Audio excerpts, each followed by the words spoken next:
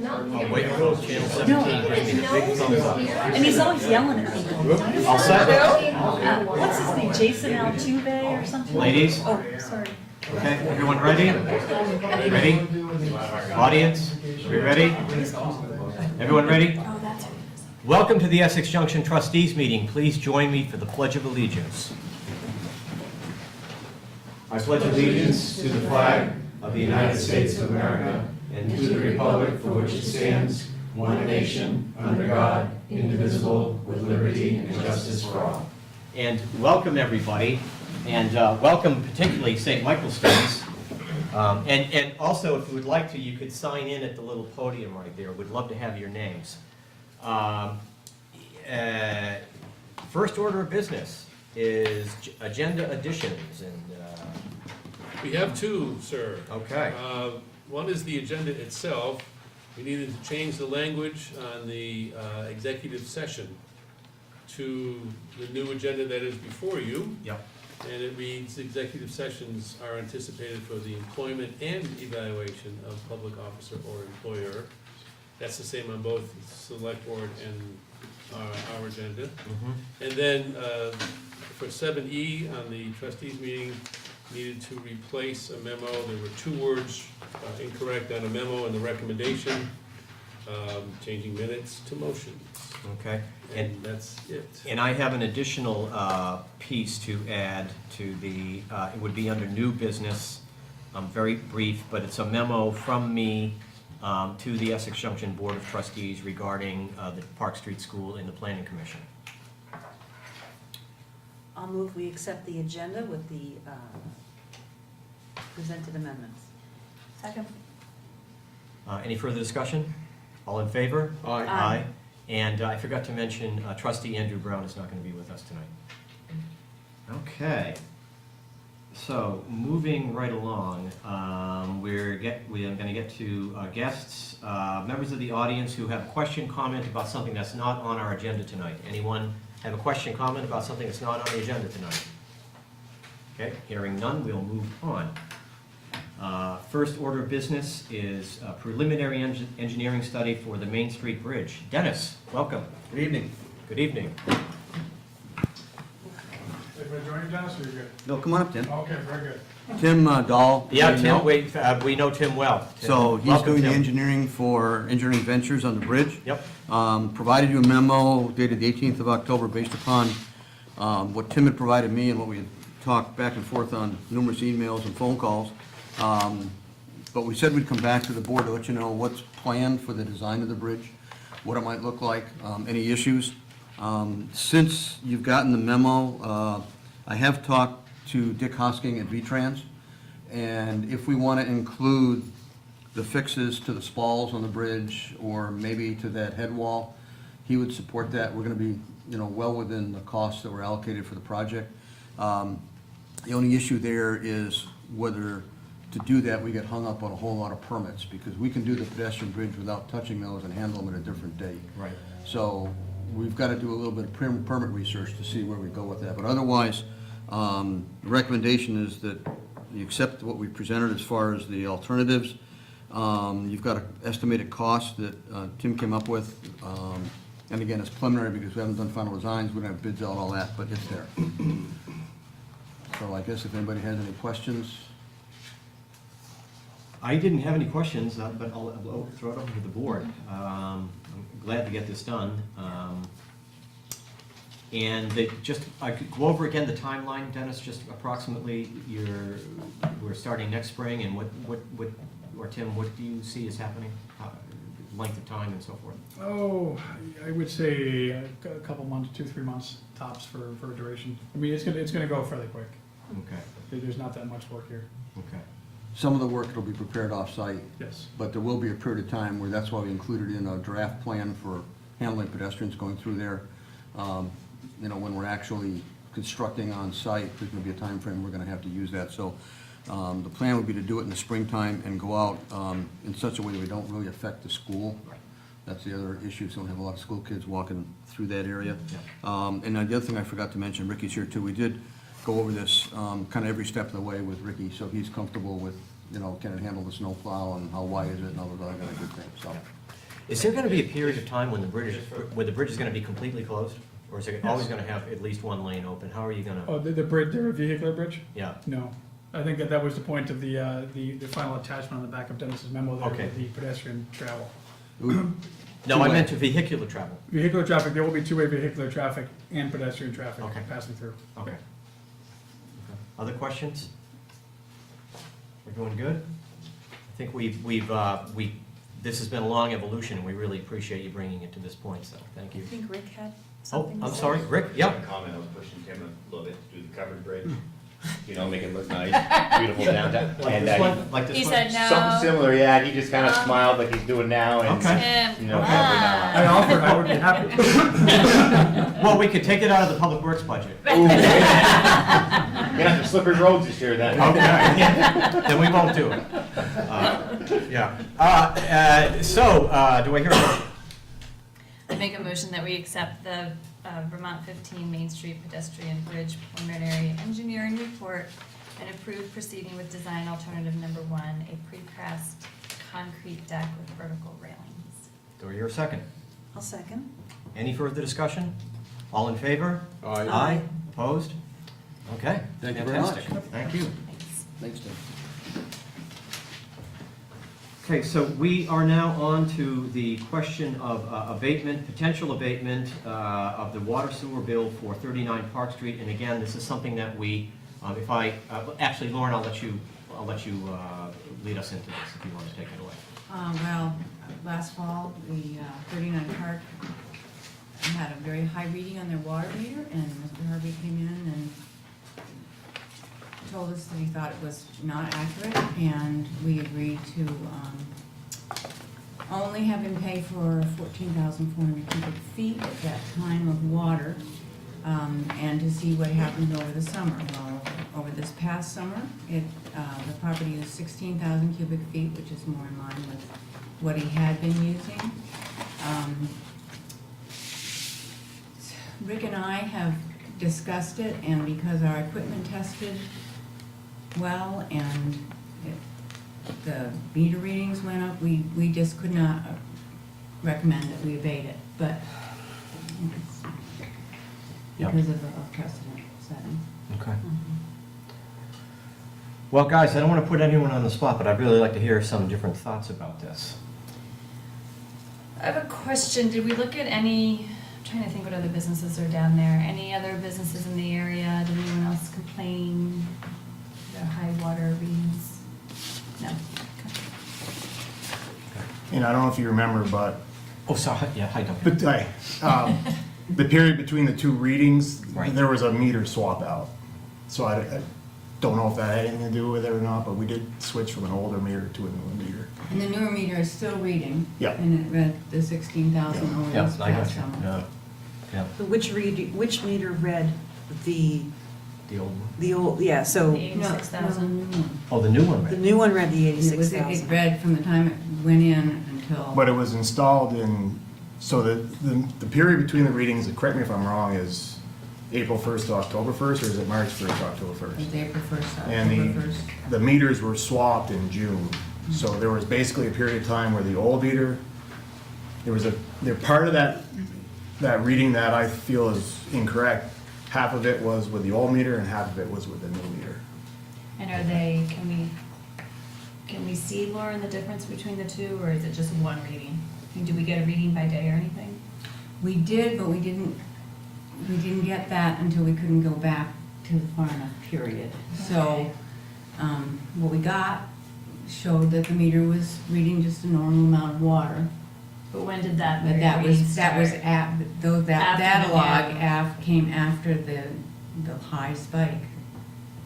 So and at that point, we couldn't go back far enough to look at what April was to happening. June. What's the split between the water sewer charge and the actual water? So the water, there's a couple of things. We've been paid for 14,400 cubic feet. At this point, there's 1,124 left on the water and 1,045 on the sewer and sanitation combined. So that's a kind of an even split between those. And that 14,400 was sort of a cumulative average. It was an average Over of the the last last 2 or 3 3 years. years. Mhm. I'm just curious, if just by chance, say a water line in there broke, something broke, maybe Rick could help or someone back there. Is it plausible that you'd see a number that high if there was a water break, some kind of a break in the water line or something, running water down there? I mean, I don't know, the pressure of water, the amount of water, how much it'd take, how long? What we've seen in the past is typically it's like a toilet or something that's running constantly. Right. So you don't see water like on the ground or anything, it's all going right down the septic. Yeah, So but you don't that's, see it, and that's that's a lot of toilets. Yeah, no, well, it's one running continuously, 24/7. We've seen that in other places, I'm not saying that's what it was here, but that'd be my best guess because of what we had. Could it equal, one toilet equal that many gallons of water in that cycle, in that I'd period? have to do the math, but So- we've had a lot of homeowners. I did a little, Pretty shocked. And Well- Duncan's the big math man. well, This that's guy what I was gonna say. Probably with math. I think part of the confusion here or whatever is trying to visualize how much water we're talking about. The difference between what my average water usage was and what I got billed of 643,000 gallons of water is roughly 525,000 gallons of water.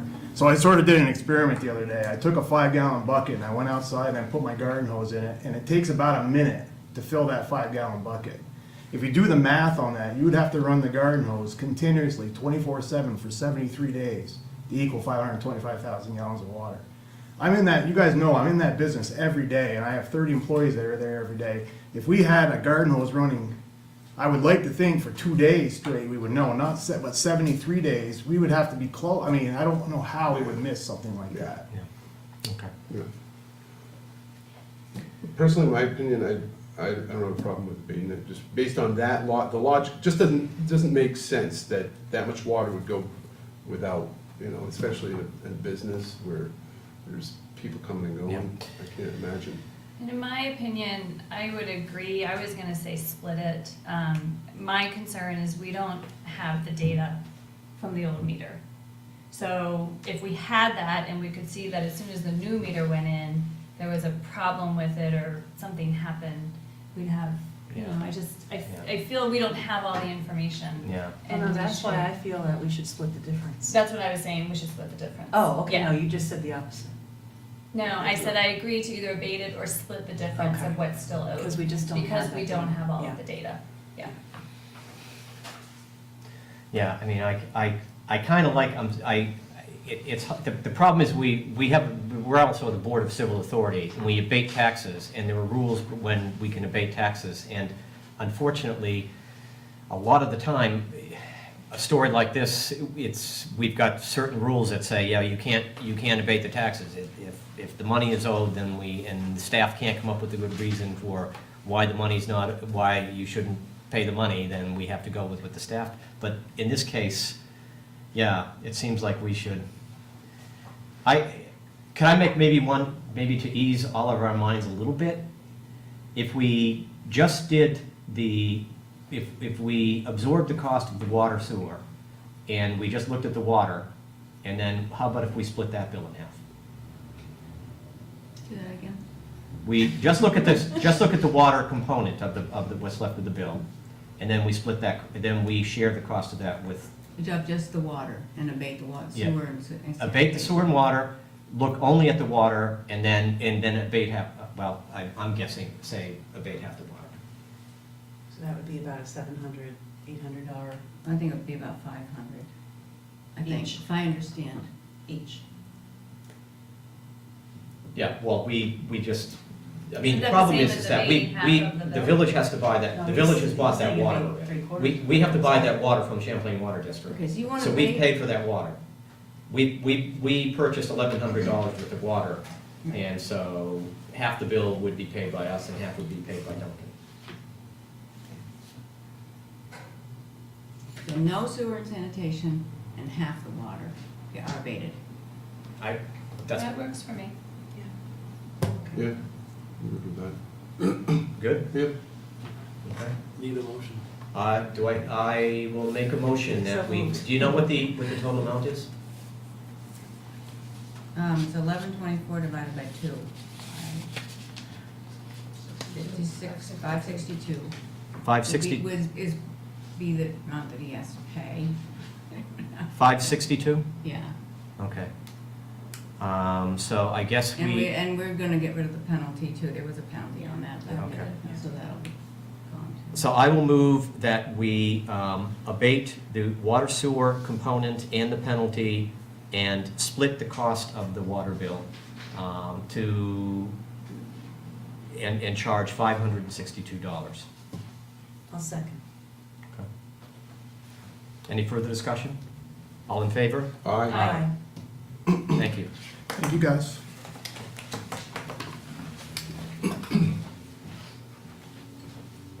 So we are now on to a bid for the sidewalk plow.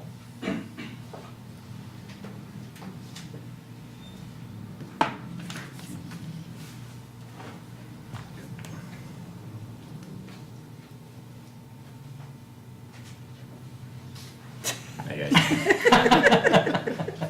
I don't like this part. So we got 3 bids. One met all the criteria of the bids, and that's one we recommend to go with. We also going with a 3-year kind of a bumper-to-bumper warranty on this. And that keeps it under, I think we're about 1,000 under the budget price, total budget. So that we can hopefully make the sidewalk safe here in beautiful downtown Essex, Vermont, so all the kids can get to school on time. That would be great. Okay. So only the one that you were recommending was the one that met the criteria? Met all criteria, yes. And we just need a new sidewalk plow?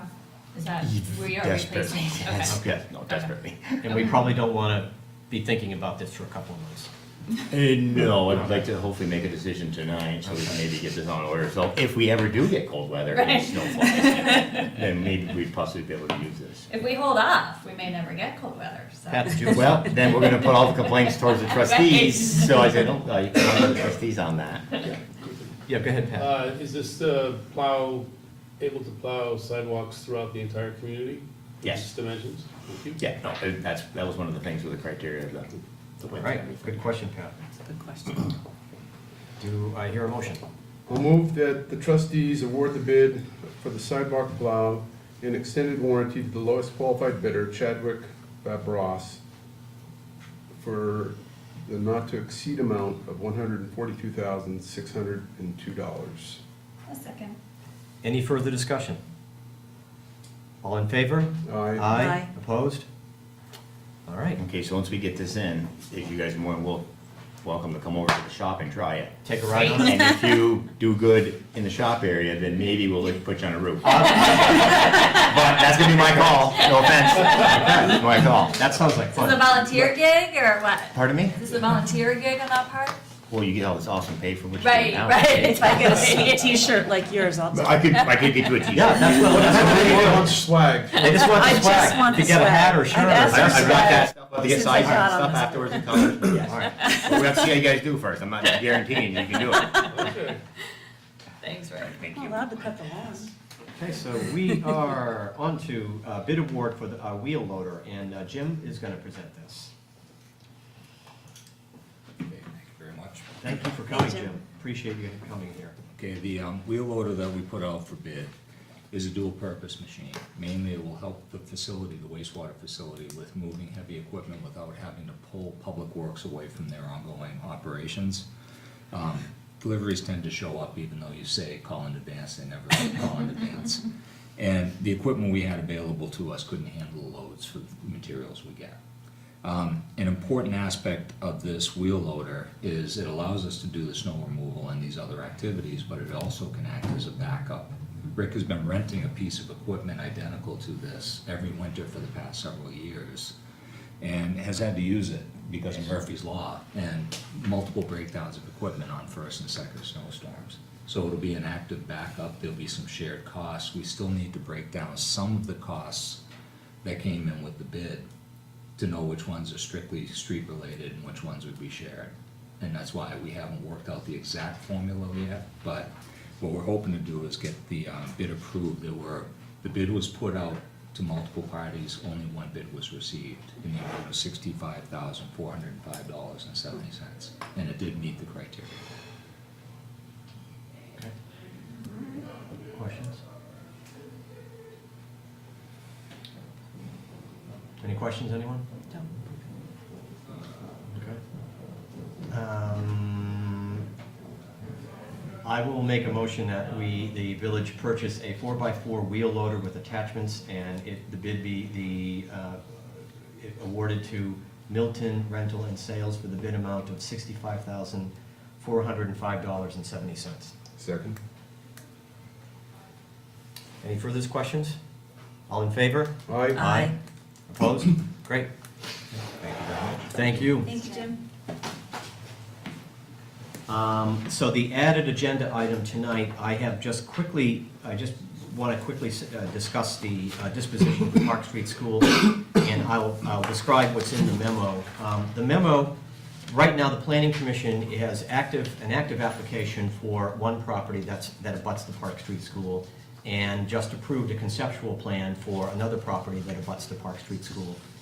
And there's potential, I guess, for both of these projects to have some impact on the school property, either just in terms of the aesthetics, sight lines, but there's also a possibility of needing to have an expanded boundary and an easement or something like that. And listening to the Planning Commission, there was a little bit of hesitancy in terms of their not being sure what the village trustees, what does the village want to do with the school, how much latitude do we have with the school, and to negotiate with applicants for what happens around the school. And my assumption is, I didn't want to go and say this on your behalf to the Planning Commission, but my assumption is that one of the reasons we got the school property was in anticipation of this very issue, so that the Planning Commission would pretty much have a free hand in deciding what they want to do. So I would, rather than trying to just transmit that information with a phone call, I thought it might be a nice opportunity for, I don't know if all of us want to go, or two of us want to go, one of us wants to go to the next Planning Commission meeting and say, basically, we want you to advise us. We want you to look at the development that's happening there with the one active application and the secondary, the conceptual plan, and to sort of look at this as a whole integrated piece in accordance with the village plan and design five corners. So you're our planner, you're our appointed planners, you tell us what you want to do. We don't tell you. We would defer to their judgment. So I'm recommending that we do that, and.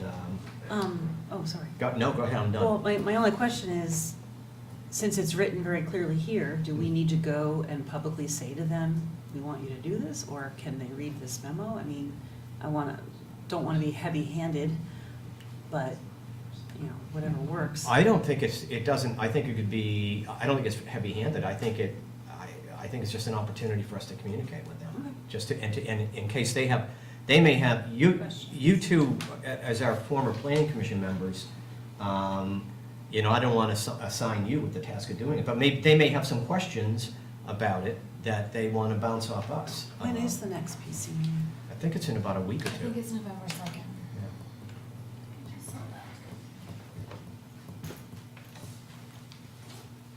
That's the same night as Julie Campoli is presenting at the Town Planning Commission. Oh, is it? I'm sorry.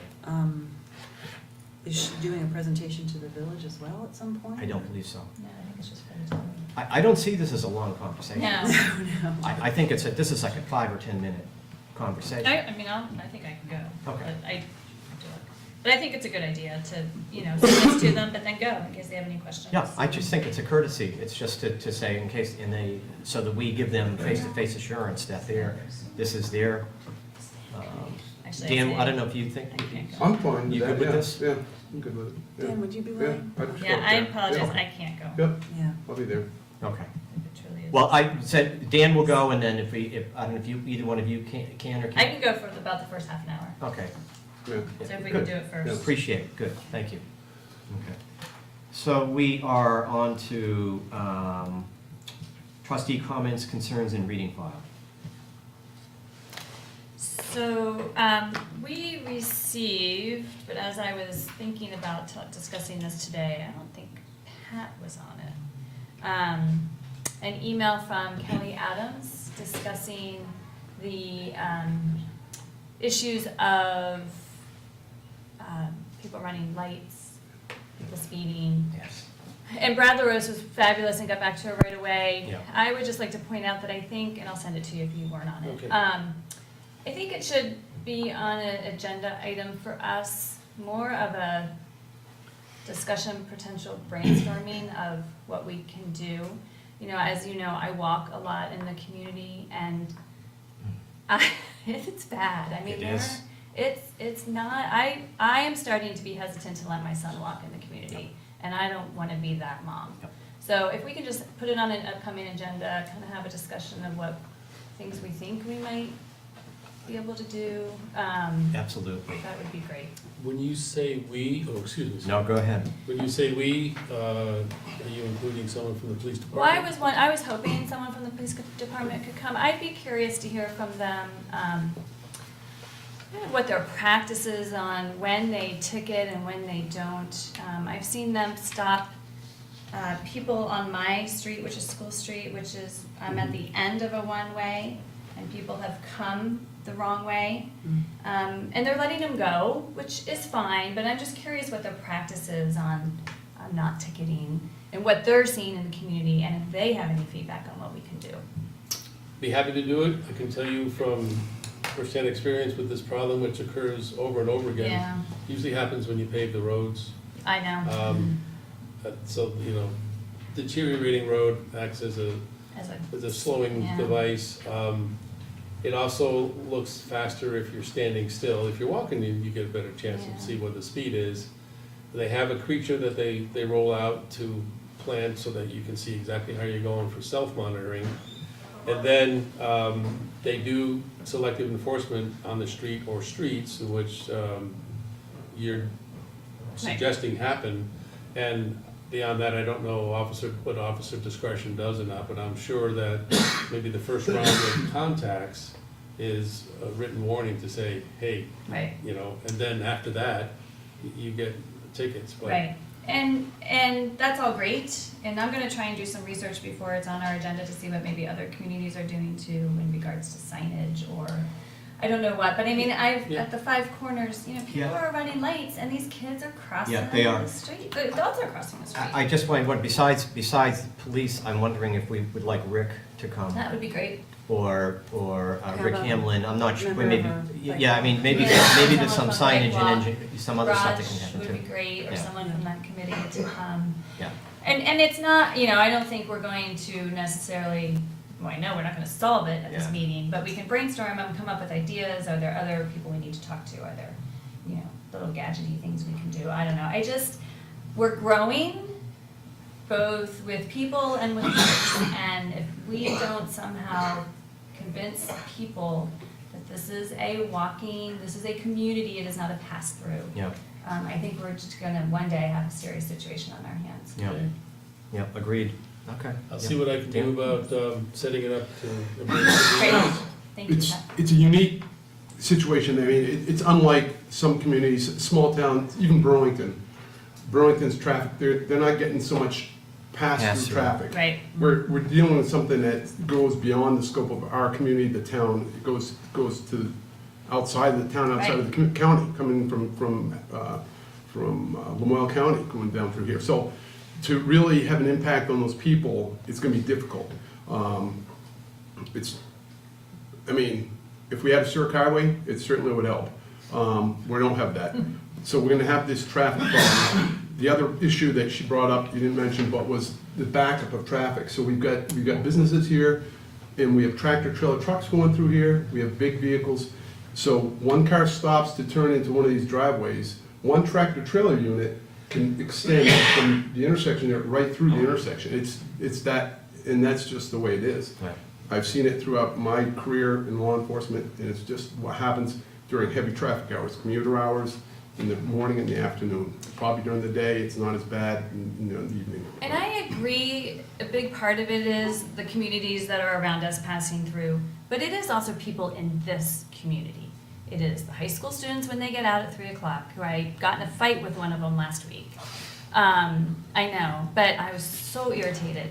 And it's people just trying to get their kids to school or get to work. So I do think, even if we can't convince the other communities that we are a community, maybe we can convince this community.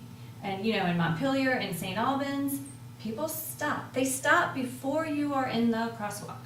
And we don't have that mentality here. So I've been preaching this for a while, but I do think it's getting worse, and I'm hoping we can come up with something. And Pat, I just thought of something. I don't know, the police might know if there's some type of safety coordinator in the school that we could invite to the meeting. Well, we do have a police officer there. Do you mean a non-sworn police officer Right. who's an employee of the Who's school? an employee of the school. I know they have a safety group there. And if the police don't know, I can try and. Yeah, you know who might be a good person to bring is I think it's shared, but one of whoever the officer is who's normally here for school. Yes, actually, That would be probably a better person you really want to get, Yes, I think it's. it's a woman Yeah. that's usually here I in wanna get the her corners, at perspective. least in the afternoon. I don't know about the morning. Yeah. The morning might be a male. But that would be great, thank you. Okay, thank you, Lori. Any other trustee comments? Once, no. You want snow? For once, no. Oh, okay. You want snow. I thought because we're getting a new plow, I thought you said. That is not what I said. Okay, so we are on to the consent agenda. I move we approve the consent agenda. I will second. Any further questions, discussion? All in favor? Aye. All right. Opposed? Okay. So we will take we are now at the point where we're going to have a little joint meeting with the Select Board. Welcome, Select Board members, and we'll take a little 5-minute break so that we can rearrange chairs. Thank you.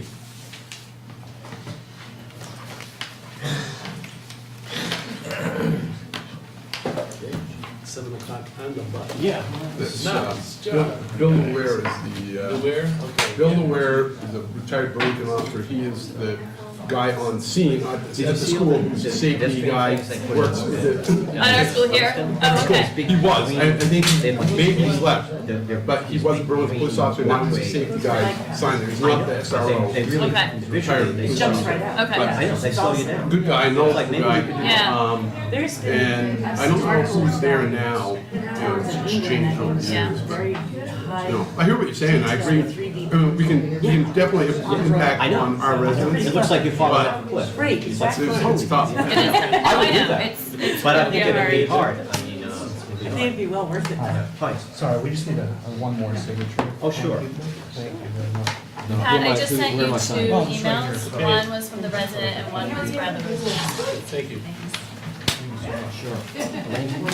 Sure. Oh, no problem. Hi, I can sign. Thank you. Okay, make sure everybody's got. Anywhere on here? Anywhere on here. Actually, this is you. Thanks for coming. No, you're Thanks, welcome. you're welcome. It's kind of interesting. Think of- Great, how are you? No, that's fine. How are you? Excellent. Thank you.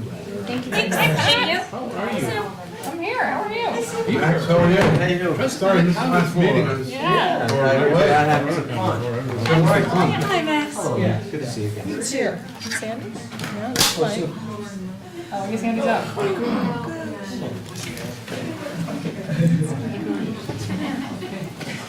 Jeez.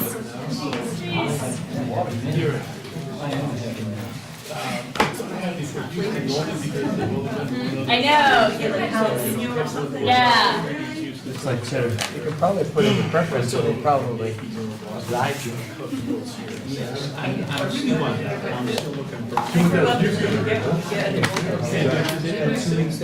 There's no one next to me. Phenomenal. Come, Pat. Really personally rewarding. Very close to Brian Oakley said. Yeah. Want to switch so you can be in your actual seat? Andy's not coming. No, no, oh, no brownies? And if you want to sit down next to it, that has no.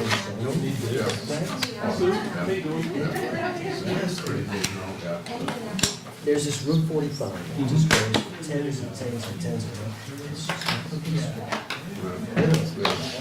Hey, Mike, that's it, bud? The jet setting trust. Oh, yeah. There'll be more of it too, so. I did for you, Ben. Next year, this year when I was in Paris, I was either in France or I was going to Germany for Oktoberfest. So next year, it's gonna be. Yeah, it's just gonna look I'm Oktoberfest. living my retirement vicariously through you. Yeah, I know. Can't Well, take mine yet. Yeah, so Good for you, man. probably Spain and Germany next year. Good for you. So is this updated? We have an updated agenda. It's the same. Well, is it? I don't know.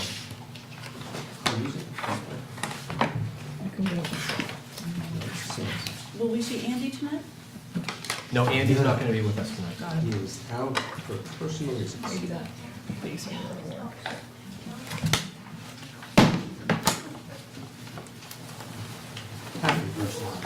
He's got an anniversary, doesn't he? Yeah.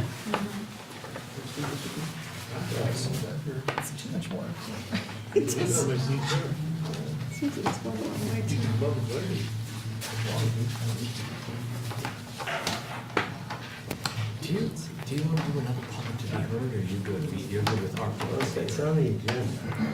It's on your agenda? Okay, I'll let you do it. We're already in session, so you just open your meeting. Oh, did you pass yours down here? No, but I tried putting yours in for you. Oh, you did? Oh, so it's just, I just switch it with Mary Ann's, I think that's what's up.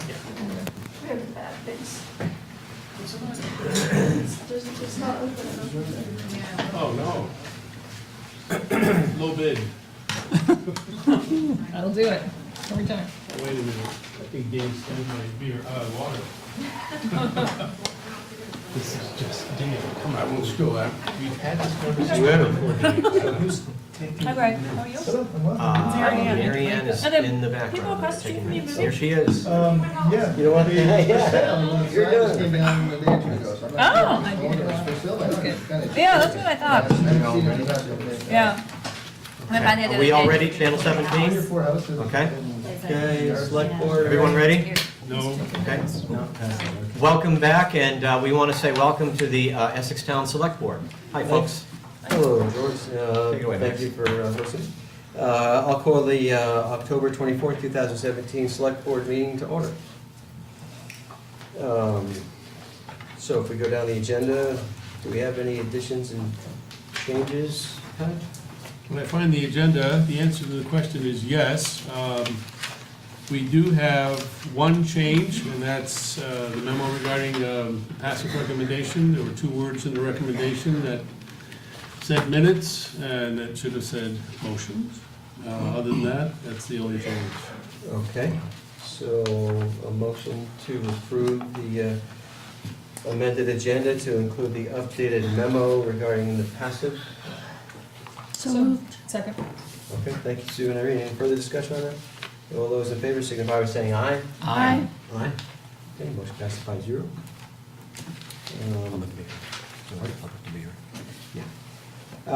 Next up on the agenda is public to be heard. That's a time for members of the public or select board or trustees, whoever, to speak to us on a topic not on the agenda. Is there anyone here tonight wishing to speak during public to be heard? Okay, hearing none, then we'll move on to our first business item. Okay. Yeah, and our first business item is approval of employee resolution. And Pat, you're going to lead us through this. Well, yes, as we've been seeing a lot of senior employees are retiring, moving on to greener pastures, other occupations, et cetera. One of which is George Murdy. George has been with us for 33 years. He is now a captain of the police department, so he's ascended through the ranks. And he's decided that he wants to pursue his passion, which is music. George was leader of a band when he was in high school in the area, and was very good at it, and has kept up, strumming his guitar and writing music. Good for him. And now he wants to pursue that on a regular basis. So for those of you that are on Facebook, you can see his searching for an audience to critique his work. So we are very happy for George. His last day of work is November 3rd.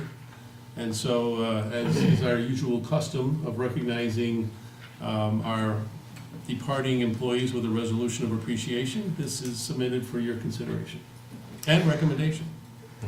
As a practice, we usually ask the clerk to read resolutions into the record. Would that be? You, sure. That would be Sue? Sue, take it away. All right, resolution in appreciation of George Murdy. Whereas George Murdy was hired, is that how you say his last name? Yes. Murdy. Was hired as a police officer for the town of Essex on August 27th, 1984. And whereas George will be retiring on November 3rd, 2017. And whereas George has concluded over 33 years of dedicated service to the Essex community. And whereas George has served the Essex Police Department and the Vermont law enforcement community exceptionally well for decades as an officer, supervisor, and commander. And whereas George supervised and mentored many subordinates fairly and with good humor as a first-line supervisor and commander. And whereas George is recognized for his contributions to the wider Vermont law enforcement community through his many years of service in law enforcement, now therefore be it resolved that the Selectboard, Board of Trustees, and Municipal Manager, on behalf of the citizens of the town of Essex, hereby extend our gratitude to George for his many years of service to the people of Essex. Thank you, Sue. Do we have a motion? I'll move we approve the resolution in appreciation of George Murdy. Second. Unless. Oh, can we do that? Sorry. I think No, we we do each can't. It's a board? matter- I think each yeah. board has to do it Yes, separately. My Sorry. apologies. Yeah. Hold that for our turn. Sure. I move that the select board approve and adopt the resolution in appreciation of George Murdy. Thank you. Michael, do I have a second? A second. Thank you, Sue. Any further discussion? It looks like an MOU to me with both boards signing off, and that doesn't remind me of how we've done these in the past for town employees. Usually for town employees, the select board is signing off on behalf of all the residents, because all the residents of the town are part of. If I'm not mistaken, I Jurisdiction. think it's similar to like the Little League resolution that was actually village, and we happened to have a joint meeting, and we were invited Yes. to participate, and that, thank you. I think that may be one of the differences. The other difference is, let's not forget that the police department started in the village, and then it became part of the community as a whole. George wasn't here at that time, but it's still somewhat sympathetic to that concept, and as you heard, the trustees certainly have access to police services and knowledge and all those kinds of things. Police officers do come here before the trustees. So I think it's appropriate to recognize George for both the select board and the trustees. And, let's recognize where we are. We're in joint meeting with the trustees. I would add that we appreciate the opportunity to specifically express our gratitude on behalf of the village to Mr. Murdy. Okay. Perhaps going forward, we could, on a future agenda on the select board, perhaps talk about what our policy should be for resolutions going forward, if that's something the board would like to talk about. It's never been an issue before that I'm aware of. I've been here a long time and haven't missed a meeting in 11 and a half years. It's the first time I've seen a second board signing off on a town employee. So it just raised a question for me. But it's a nice gesture, I mean. Yep. Well, it's a wonderful gesture. It's also consistent with what we've been doing since, July of 13, which is coming together. Does having the trustees participate in this resolution, does it cheapen the resolution to George Murdy at all by having them involved? That's not my point. My point is it's Well, inconsistent sure with it is. everything else we've done. Doug Fisher was helping the village with their finances, but I don't recall, but maybe you can correct me, that the trustees signed off on his resolution. He I think retired. a I'm just police trying to be officer serving for consistent. 33 years is a little different. So, Pat, I'm why don't not we do that? debating for- that, but he was not working for the Village of Essex. It's a departure from usual procedures, but I don't see any of us getting upset about it. I'm not upset about it. I know that consistency is important in local government, and I'm raising the issue because it's inconsistent with what we've done in the past. And I just want to know going forward, recognizing where we are, we have not merged our two boards, we don't make decisions, except on MOUs and things, as 10 people. And we're not doing 10 people now. There are two boards that are making two separate.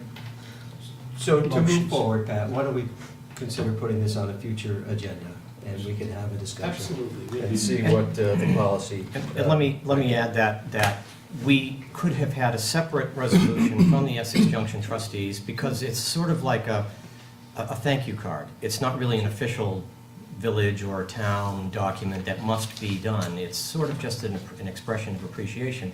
So we could have had a separate one, but we thought it'd be a nice gesture to combine them. It gives it more weight. Take So- because it's a joint meeting. Any further discussion? Okay, all those in favor of the resolution for George Murdy of his 33 years of dedicated service, signify by saying aye. Aye. Aye, opposed? Okay, motion passes 5-0. Thank Do I you. hear a motion on behalf of the trustees? I'll remake my motion. Okay. Second. Lori? And Andy's not here. Oh, sorry, you're right. That was 4-0. My bad. Thank so, you. so we have any further discussion on the trustees? All I'll say is I've worked with George in my career throughout my whole 26 years out of the state, and outstanding officer. Yeah. Great working with him. And we're looking forward to his first album. Yeah. He's very good. He's very He'll good. come play for us The here. man can play. Yeah. So, all in favor? Aye. Opposed? 4-0. And Thank you both. Okay, thank you. Andrew's not here. The two Andys are not here. It's coincidental, but it's suspicious. Next item? Next item. So we are on to the Public Works Consolidation Committee final report and recommendations. And I had put Elaine and Sue on. Elaine, you were chair of this committee, so do you want to take it away? Thank you. Yep. Oh, thank you. That's what I was looking for. I'm not sure if that's gonna all fit. Do you want to control this? I can, but sure. For you? Never Well, done that look, before. we Lauren. all have copies. I don't know, do you want to? Yeah, it's more for the audience as we're going through it. As you hear us Okay. move forward. All right. I think that'd be sufficient, Lauren, but thank you. So, there is an existing memorandum of understanding between the village and the town regarding combining the public works departments of the village and the town. And in year 3 of that MOU, which we are in right now, we were tasked with assessing the progress. And the members of that committee were myself and Andrew Brown from the trustees, and Mike Plagueman and Sue Cook from the Selectboard, and Justin Rabideau, who is an Essex Junction resident, and who is also the Public Works Director for the city of South Burlington, who was serving as our outside technical agent as stipulated by the MOU, and Justin provided an outstanding resource to us. So we met 6 times over the course of the summer, and we utilized as many resources as we could, and I would be remiss if I did not demonstrate the effort that Dennis Lutz put into this binder of information that each, I brought mine too. and Sue has hers, that each one of us received, and it was supplemented multiple times over the course of our 6 meetings. I mean, Dennis, we couldn't thank you enough Yeah. for the level of detail that you provided. Really, it was outstanding and essential to our work. And we also consulted at length with Rick Jones. Thank you very much, Rick, and Lauren Morso and Pat Scheidel. And we basically reviewed all of the documents in here. We reviewed minutes from multiple select board meetings and trustee meetings on the topic. We talked about multiple aspects of what we needed to assess. And we determined that our job was to determine whether we had been successful, partially successful, or unsuccessful in 7 different criteria, which I think Lauren would be on the next screen for this. Integrating village highway budget into the town's general fund, providing component elements of an integration study, reducing costs where reductions are quantifiable, providing management and engineering assistance, coordinating activities for mutual support, developing procedures and implementing tools for infrastructure management, and providing timely and quality public works services to residents and businesses in the town and village. Our conclusion as a committee was that all of these criteria were met with success, that the 2 departments brought together were still doing their jobs very well, and there were no significant issues that we uncovered. Try to follow along. So some additional resources that we use, the Public Works Integration Study, minutes from meetings, annual reports from the town and the village, examples of joint project work provided by Dennis and Rick, the results of the survey that went to village and town employees regarding the unified manager position, because some of their responses had to do with their ability to do their jobs in the public works departments. Public works budgets for 14, 15, 16, 17, and 18, and town and village rolling stock and capital funds. We made many recommendations, and I'll just very briefly, I'm gonna assume that everyone's read these, but very briefly go over what our recommendations are. We recommend that we maintain the existing MOU without change until it expires in June of 2018. At that time, or over the course between now and that time, we conduct or at least initiate a series of studies as outlined further in the report, and extend the MOU from July 1st, 2018 until the studies are well underway or completed. And the goal is to fully consolidate both public works departments eventually, but we recommend going through these studies that we suggest, and we don't recommend a particular timeline because there's just a lot of work that still needs to be done to accomplish our final goal of having a single public works department. The recommendations are broken down. Oh, and one important thing, the timeline that is eventually developed, should the boards decide to pursue this path, should be based on benchmarks that are established as a result of the studies that we undertake. So it's all a process of informing more and more and more so that we are very clear on what we're doing over time. The specific recommendations affect personnel, finance, resource management.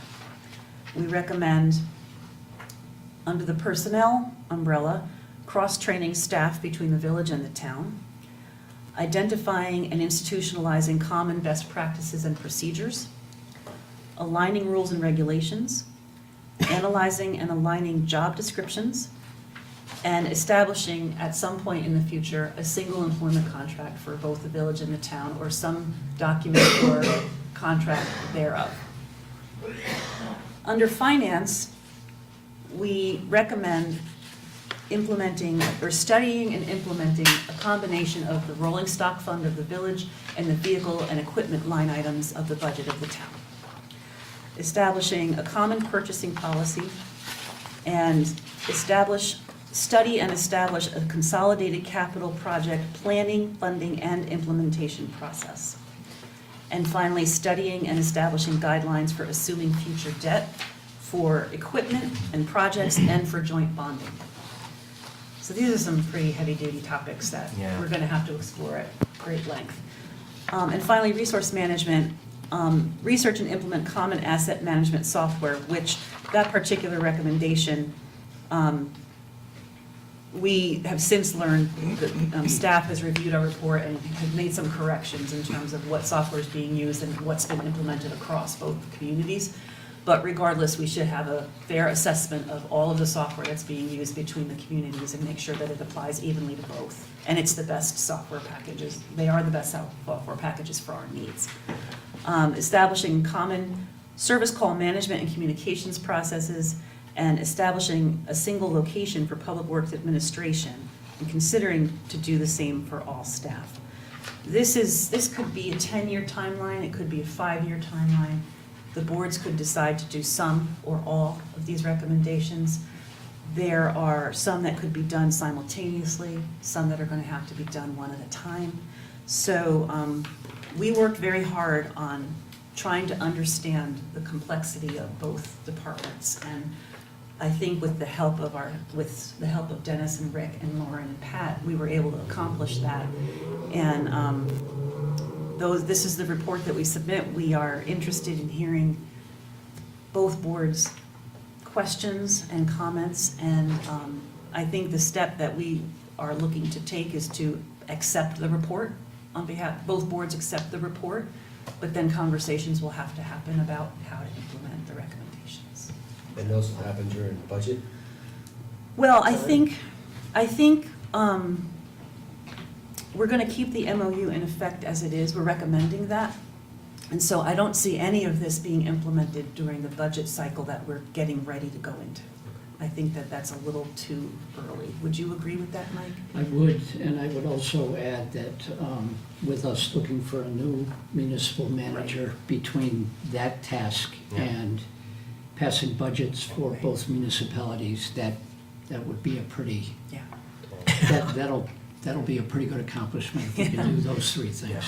It may be another, spring and summer cycle, once the town meeting and village meeting are complete, and we have a new manager, that we can turn our attention to this again and start initiating some of the studies that are recommended. All right, I will say, first of all, thank you, Sue, and Lane, and Mike, and Dennis, and everybody else on the committee. It's, these technical committees are tough, and they're, I know what they're like at the end of it. We've won ourselves stormwater committee, sort of. So I really appreciate the effort that went into this. My question is, I it's very. concur with that, by the way. Yeah. My question is very global. As I'm reading through this, I'm thinking, a lot of the questions that need to be resolved, how we, like what we did tonight, the trustees approved the purchase of a new sidewalk plow. Well, how would that happen, in a consolidated public works? Who would make that decision? Where would that money come from? I know that these are things to be figured out. But my question is, just globally, just to, because we have something like this on the agenda later on, what is the overall difference in the items to be worked out if we maintain status quo in terms of governance, two separate charters, two separate boards, versus a consolidated government? Does it make things easier, harder? The conversation change? What should we be doing in terms of the overall? Do you see an overlap there? Is there a lot of overlap there? Is that a necessary conversation to be having, or can we be having two separate conversations about consolidation of public works? Has nothing to do with consolidation or any further changes in governance. Do you have any thoughts about that? I think because some of the more challenging aspects of what need to be studied going forward, in particular, the rolling stock and the capital projects budgets, I think they would go more smoothly and would result in better business practices for both communities and would result in more predictable tax equity for both communities if those conversations happen as a single board. Okay. I'm not saying that they shouldn't Mhm. otherwise, but I think our work would be easier, Okay. significantly easier, if it were one board. I know you're just asking the question now, but I would add that as a committee and the work that we did, we looked at it, we didn't look at the governance. Yeah, no, Right. I know that. We looked at it as its own unique thing Yeah. and what made sense from a public works perspective. Yep, gotcha. Outside of. Yeah, I understand. And you don't want the tail wagging the dog necessarily. We're gonna restructure everything around, but it's a pretty substantial tail for both governments. It is. It's a big chunk of the budgets for both general funds. Yeah, I mean, and one of the things that we did talk about was, how things were proceeding have anything to do with the actual people that were involved? And if the people were different, would it be different? That's a very good point. Right, Yeah. but not the governance. I think we did talk about that a little, and I think we also talked about we have to plan for the future and consider the public works roles as opposed to the individuals in the roles. I mean, because people retire, people quit. You know, so we were very lucky to have the institutional memory of a lot of people for Yeah. this study, but we're not gonna have that forever, so. Other comments? I don't really have anything to add other than what Elaine and Sue have said. I totally agree with Elaine. I think it would be easier if both boards were discussing this at the same time rather than having separate discussions and then Yeah. trying to get together from there. Yeah. How do you see, let's just say, let's back away from the governance, and just in terms of going forward with this, what sort of discussions would we have? We would have to have the two boards sitting together, you'd assign another committee, how would you go about doing that? If we say the recommendation, and I'm guessing we're gonna stay with the model, you're recommending we continue, so we're probably gonna continue. You didn't find any horrible things going on. But, if we said, okay, let's start moving and start to implement some of these recommendations, what would be the body and the circumstance for having the discussion for how to go forward with that? Another committee or the two boards or what? Do you have any thoughts about that? Can I start with that? Please. There's a couple things. First of all, if you look at the recommendations, we ranked, they're sort of ranked by the most pressing at the top of each list. So, research and implement common assets management software. I don't think the select board or the trustees need to do that. Need to get involved. We can rely entirely on staff expertise to do that. Cross-training staff is another thing that we should not be touching. It's something that the staff can handle, and they can report to us how it's going.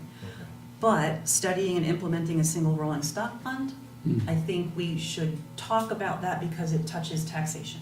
And we can rely upon the expertise of our financial staff and our public works staff to guide us in that conversation. So I would want to, I suspect for the rolling stock fund, the capital budget process, the purchasing policy, anything that touches policy or finance, we should be talking about and perhaps create either keeping this committee active or reconstituting it in a different way. But everything else, I think our staff is entirely qualified to make recommendations to us on how they feel they could best do their jobs. Excellent. Dennis? Yeah, I just want to throw my 2 cents. I think that, and I don't disagree with Elaine on that, but I think there's an important person that has to be included in the process. And when you go to hire a new manager, you're going to essentially hand this document to them. And I think at some point you have to trust that new manager to determine what goes in what pot. And I think policy issues, belong with elected boards. That's not an issue. But I think let that person, and it's going to take time to get that person's feet on the ground, quite honestly. Yeah. I think Mike's comment was appropriate. Yeah. But I think a lot of these can be directed by the manager as to where it goes. And in some cases, I know the committee recommended, like in the capital committee, a capital program, perhaps looking at an outside third party to look at that. That's best done, in my view, not necessarily by committee, but under direction of the manager to assemble those players, which might include board members as well as a third party. So I'm not saying hand the whole thing over to the new manager, but I think at some point, that's almost a proper role, and have him come back to you with, or she, whoever, come back to you with recommendations as to how to go to the next step. Because if that person isn't on board, you're going to be going in one direction as boards, and that manager's going to be wondering kind of what are you doing and where you're going. That's, for what it's worth, that's just my suggestion. Excellent point, I think. And I think when I referred to staff, I was lumping in whoever the manager was. But Yeah. yes, he's an essential portion of the conversation. So in the recommendation of, come the time extending the MOU, was there discussion of the timeframe to extend it for? We left that open.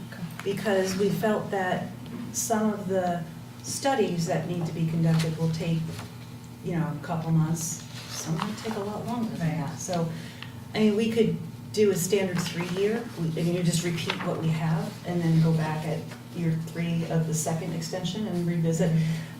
We didn't want to be prescriptive and say, do it by this, because in the original MOU, it said that we were going to do this assessment committee, and then we were going to combine departments on July 1.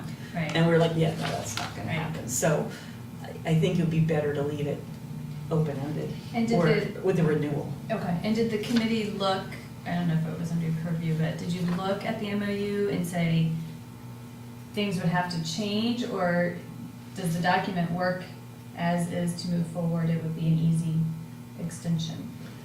Yeah, please. Well, yeah, and we didn't Okay. talk about the language of the MOU that would be happening starting next July, but Right. I think what we did talk about was identifying, as Elaine mentioned, like some key measurable benchmarks and setting targets Yeah. and having that kind of guide Okay. the MOU. Okay, great. Right.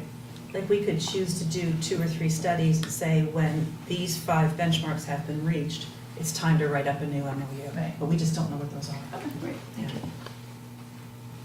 So maybe the MOU wouldn't need to be modified for this, but going forward, we could have somebody from the trustees, when the highway amount from the village is just, being worked on, to just at least walk us through it. We haven't had that in the past. Oh, absolutely. In And that would fact, be yeah. really, really appreciated. So We can talked understand about it better. We talked about that on our board, and we sort of said, why, that's so obvious, why didn't we do that? Why didn't we do it? Okay. Yeah, So absolutely. when we decide and put our budget together, one of us will go to the select board and. Yeah, I was trying to find that, that was one of our That was, recommendations. Yeah. actually, thank you, because we talked about that at length, and Dennis recommended it. It was something, one of Right. the first things we discussed. Right. So, yeah, we would definitely include having, I think that was the only procedure from the whole MOU process that we found fault with, that there wasn't enough detail provided to the select board. So, yeah.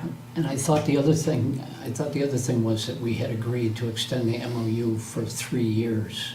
I thought we had put it, I'm looking for it in here and I can't find it. No. And I can't remember if it was part of an earlier draft and I missed it getting taken out, but I thought we had talked about extending it another 3 years come July 1st of 2018.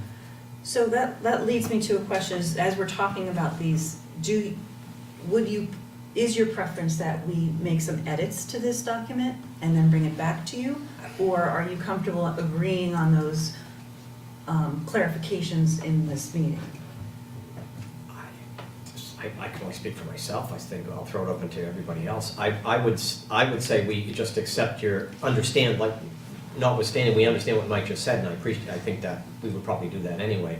But I would say we just accept your report as it is, Okay. understanding that there's a lot to it that has to be fleshed out and continued and thought about. But that's just my. But you're talking about the MOU specifically, not the report. No, this report. No, the Oh, okay. report. Yeah, no, I think it's fine to Yeah. be accepted Okay. as is, personally. Thank you for pointing that out. We have several hands. Pat had first. Well, while we were still talking about the extension timeframe, we just extended the manager's arrangement for 3 years. Yeah. And in recognition of the fact we're going through the recruitment and selection process, the 3-year number would be consistent at least, just as a thought. Sure. So, I just wanted to jump in. One of the things that we kind of kept having to do in the committee was rein ourselves into what really we were tasked with, that we weren't tasked to solve things. Right. We were tasked to look at where things were, make some judgment on where they Right. were, and based on what the MOU that's in place had said, there was basically 4 choices that we then needed to determine which of those 4 choices we would recommend. So we actually struggled with that. We often it was very jumped, tempting we to. jumped to the, Yeah. how do we solve this, and that wasn't. Dennis has his hand up. Yeah, just a suggestion, but having drafted the original MOU, I'm kind of familiar with what's in it. Yep. Quite honestly, at this point, most of what's in it is dead. Because we've, Done it. the committee, I think, decided we met what we were going to do. I think what's in the report forms the basis for a continuation of the MOU, that it would help Public Works greatly if we knew where we were headed, to be quite honest. And the way to know where we're headed is to redraft the MOU as amendment number 1, that basically starts out that the general concept of the original agreement was met, with whatever other words we want to throw in. And then we're going to extend this for a period of time, during which time we We'll look at pick this. out the items and Yeah. include that in, and maybe even establish some schedules so people are comfortable with when items might be done.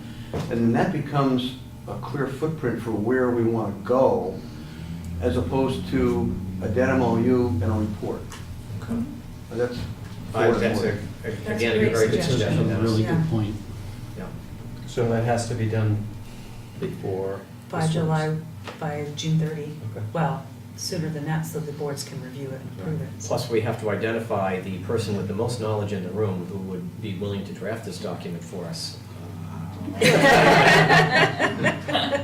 I do not mind doing it, because I think I can put together the pieces, and then obviously the board would look at it, Yeah. and follow, basically follow the letter, the recommendations that are in there, but put it in the context that then you can, again, for everybody, not just the public works departments, but the boards, as to what's expected, what's the time frame, what's the next stage to this. And again, you may reach a point in 3 years where you don't get everything done. Right. But at Right. least you can identify, we've made these progress steps. And it's important for the public, you know, where are we going, where are the boards going with this? It's important for them to have a blueprint of where we're headed. God, we finessed him, didn't we? Yeah, we sure did. Stand up. Okay.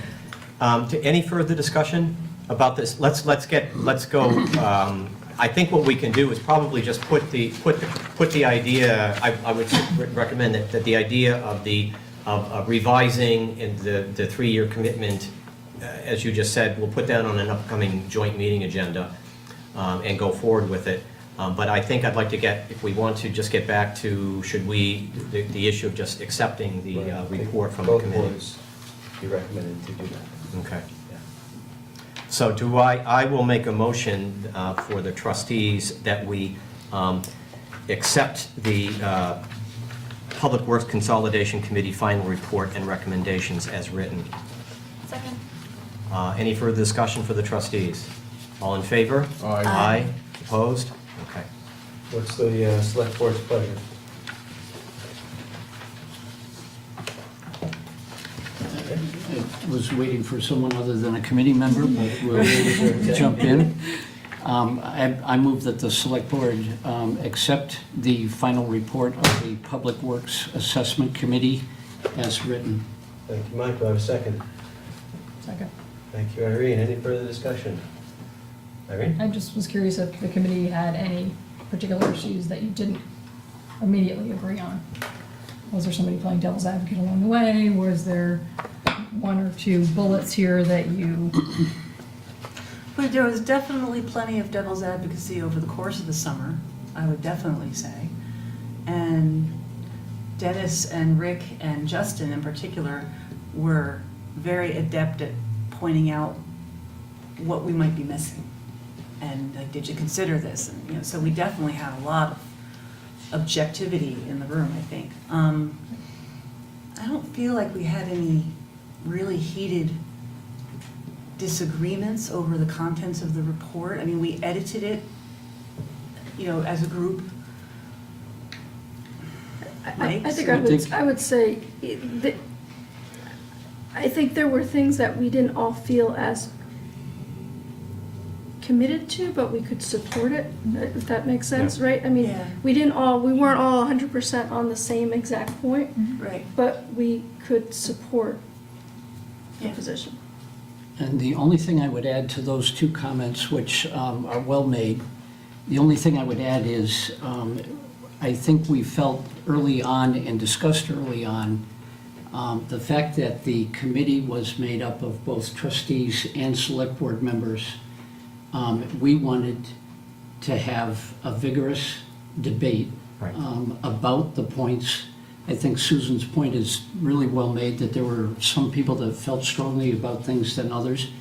But at the end of the day, we agreed that the recommendation by the committee should be a unanimous Yes.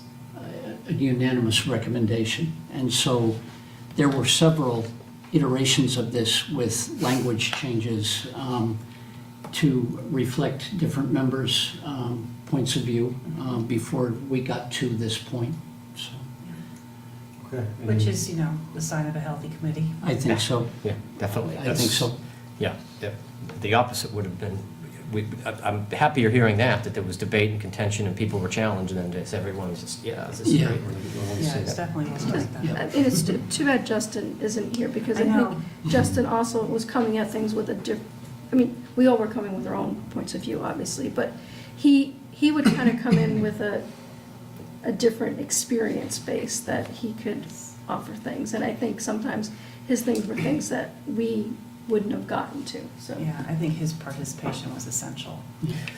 What was do you have a sense of his enthusiasm level for if we were to have another sort of iteration of this committee at some point, would he be available? Or what do you think? I think he'd be favorable, but I certainly can't speak for No, him. but I mean, did he just He was say, very- I'm done with this? He you know? was very engaged Oh, in the entire process. And I think he enjoyed, Yeah.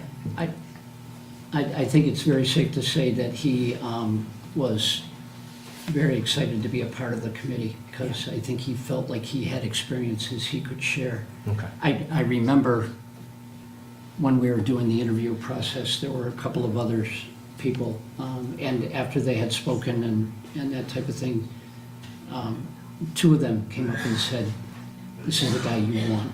Even though they applied, it was like, Justin's the guy you want to have here. He's the guy that should be here. And I just thought that was classy. Okay, so we have a motion on the table to accept. Any further discussion on that? Irene? I noticed here under personnel that we mostly spoke to Mr. Litz and Mr. Jones, and not with staff in the field. Was Mr. Litz talking to staff in the field? I always question whether staff in the field were not consulted about this. Do you have a good sense of how staff in the field, the people who are actually plowing the streets, feel about this? Because I think that's a critical voice to hear, and maybe the committee heard it through you, but it specifically says that you didn't talk to staff in the field, so that raises a flag for me to just ask the question. Yeah, I Who's think- representing I them? think Ricky and I can both answer that. You can, okay. To a large degree, the impact of what we've done so far is at Ricky's level, my level, superintendent's level, and other things. It's not, this really gets into the meat of it. I don't want to take it all night, but we do things differently. And there's reasons why we do things differently. We have 23 miles of gravel roads. The village does not have 23 miles of gravel roads.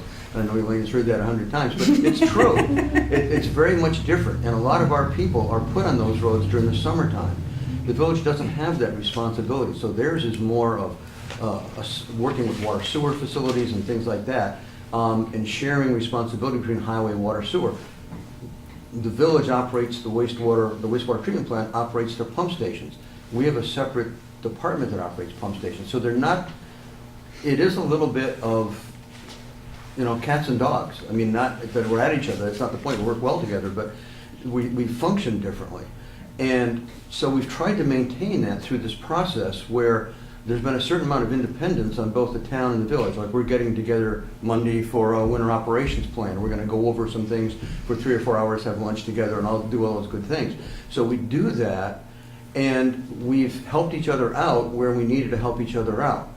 But it's not until you have really one department, totally, you're not gonna have that total integration of skills, because quite honestly, an operator in the village doesn't need to run a grader in the town, and quite honestly, I can't afford to waste the time training him to run a grader when he's never gonna run the grader. So you need to look at it from that perspective. So we've operated, for most employees, and I'm gonna get to the meat of the question, there's been almost no difference, other than the fact that we may send a crew down to help out, or a crew up to help out, and they're learning the difference between how one group does it versus another. But it's not like I'm taking 3 people. So if you ask the average employee up there, and we talked a lot to the committee about that, because they really wanted to pursue that, you can talk to any of my employees, and you can ask Ricky, they're gonna say, what change? And maybe that's good, because we're able to make those changes without impacting their jobs, their daily lives. And yet, service has not gone down in the community. I think it's just as good as it's ever been. So, you've got to look down the horizon to that point where there is a full integration before you get that kind of, so from the employee's point of view, and I won't speak for Ricky, he can speak for himself, they haven't noticed much of a change. No, our guy's right. No, it's basically me and Dennis, then getting all the fun stuff for all this. And we've got one, maybe one or two people, like we go up to clean catch basins in the town. We bring the Super Sucker 5000 up there, and we get those cleaned. And that's, it's basically the same kind of stuff, but it's just a different road. So, so the guys really haven't been impacted at all. And that's the reason why there was gonna be some time spent, but again, the committee did a great job. They had a short summer to do this. And most of our guys are excellent people and good guys, but they're not articulate in terms of writing out a form, or doing a checkoff. The best way would be to sit down with them, and I'll guarantee you, I think Ricky can, they're gonna basically say, yeah, we know what's going on, but it hasn't impacted us from a work perspective. I was just also to answer, I mean, we actually had, on our agenda, I think it was at least 2 meetings, maybe even 3. I think it's 3. Where we were going to build a survey that was gonna be distributed to the staff at both the village and the town. And I started to form the questions for that survey, and that's where basically the input that we were getting was that would be a waste of time, and it would be a waste of valuable time. And so we abandoned that idea because it was not our time, but it was the staff's time that we didn't want to take up. And we also, but we didn't, I personally was a little reluctant to let go of somehow getting some input. So we called for the results of the Unified Manager Survey, because I think we asked Dennis to provide them to us, because then that would have been a collection of some kind of input from staff. And when we went through them, sure enough, there were comments that were definitely related to efficiency of the Public Works Department, how I get my job done. So we actually did get, it wasn't the same set of questions, but we had a sampling of what staff felt about the changes that were happening in the village and the town. And then Rick and Dennis at length explained like all of the Public Works consolidation work that these boards have tasked them with has fallen to Dennis and Rick, not to anyone else. So we gave that question a lot of consideration. Any other discussion, comments? Okay, all those in favor of accepting the Public Works Assessment Committee's report, signify by saying aye. Aye. Opposed? The motion passes 4-0. Before we step off of that, I do again want to reiterate what George said, and thank Elaine, Andrew, Sue, Mike, Dennis, Pat, Rick, and Absolutely. Justin for And spending. Lauren. And who? Lauren. And Wasn't Lauren. Andrew on it too? And I yeah, said yeah, Lisa. yeah, I said, yeah, yeah. For putting in all those hours during the summer. And It was actually really interesting. That's why you decided. I know it's a lot of work, so thank you all. Okay. Do we need to do it, or do we already do it? We already did it. We did, okay. Okay. There we go. Before we take up the next item, Mike, I think you and Dan, I'm precariously close to. Yeah, I was gonna say. You do can push that, do because we're not gonna use the screen anymore. Mike's gonna knock himself. I'm afraid we put the tallest person right under the board. That was good planning. Right, exactly. Okay, so we are now on to, and we weren't really, Max and I talked about what language should we use, and we just said approach to governance discussion. And I think it's come up a couple of times that we have that discussion. We've had this discussion, but No, to have that discussion. to have the discussion, but how should we approach it? What kind of documents do we need? What kind of setting do we want to be in? What just sort of globally, what's the approach? How do we want to move after this? Because I think we're in the process of hiring a municipal manager. We're in the process of consolidating or working out some kind of a continued consolidation of the public works departments. Clearly, the momentum is moving us towards changing things the way they are, that's for sure. And so I think there's a desire among some of us, most of us, that we want to kind of feel that the two boards have some kind of a global understanding of where all this is going and how we want to approach it and what kind of conversations we want to have. And what information do we need at our ready to be set for that conversation? Right. And so, you know, just as an example, and maybe this is completely separate from how other people would interpret this, but I had an email exchange with Andy Watts because Don had raised the point that, wow, it's pretty interesting that in Vermont you have this weird village situation where villages get to do pretty much what they want. I've never seen this before. And I said, well, I don't know. Not sure if but it's pretty common in Vermont.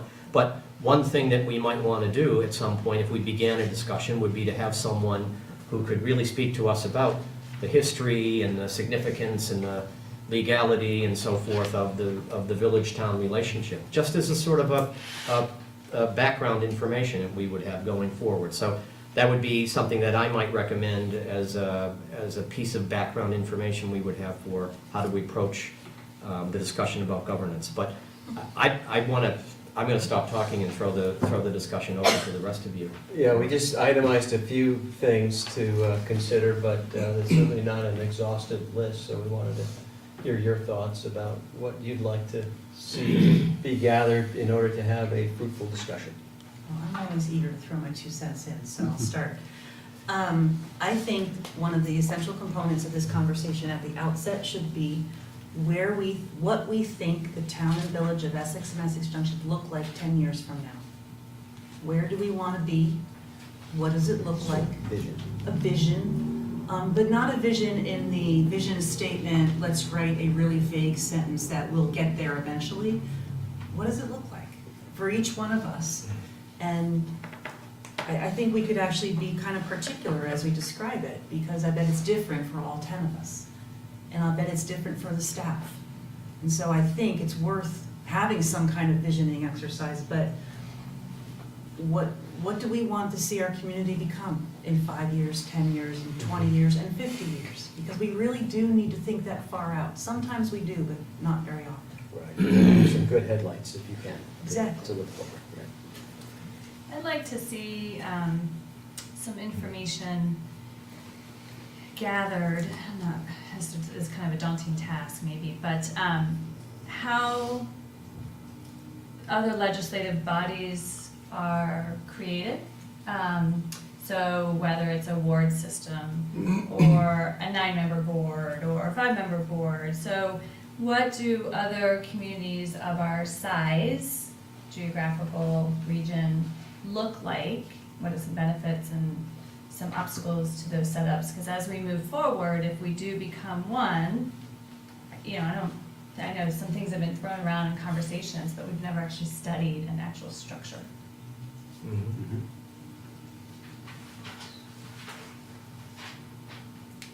Others? Sue?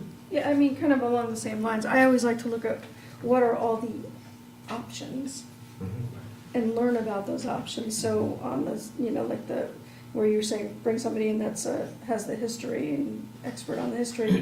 I think also some ones that have experience with different models and options and learning from them what works, what doesn't work, and what the different options are. I think it's, I'm sure Susan Clark and Frank. you know, rather than kind of having this preconceived notion of what the solution is, I always like to look at what all the options are. Okay. Yes, Irene's hand. I think it's important that we do this with a new manager, so that we have that person's buy-in. Yeah. That it's not a Talk about done deal timing. before they show up. Yeah. Oh, God. They realize, oh, I want this, or I don't. I think I totally agree. with Yeah, I this, agree. I don't think we could Right. possibly. I think I'd want to have a Right. running list of all the low-hanging fruit, the mergers that we've done, whether it's the tax bill or the finance departments or the town clerk and village clerk, and then have sort of the to-do list, you know, and be totally honest with ourselves that if this is indeed a bottom-up merger, the boards are last. The departments have to happen first. So if we can't find a way to get TGIA off the shelf, then I guess we're stalled out, and just be realistic with each other that a bottom-up merger starts with the low fruit, goes to the higher hanging fruit, and then results with, finally, after everything's merged, a board that can merge. Okay. Because I don't know that it makes a lot of sense to merge a board and then have outlying recreation departments, for one example, Yeah. that don't have anyone to manage them. We have the public to be heard session is over, but we have an audience member who came in late, and so I would, with the board's permission, both, at least the trustees, would it be okay if we took a question or a comment from the audience? Sure. Everyone good? Yes, ma'am. It's on topic. I just came from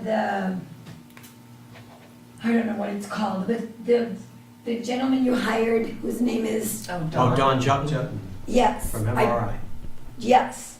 I just literally came from 81 Main Street, Right. from that meeting. And someone said to him, oh, aren't you coming over to this? And which is when I discovered that you were all sitting here. So I came in.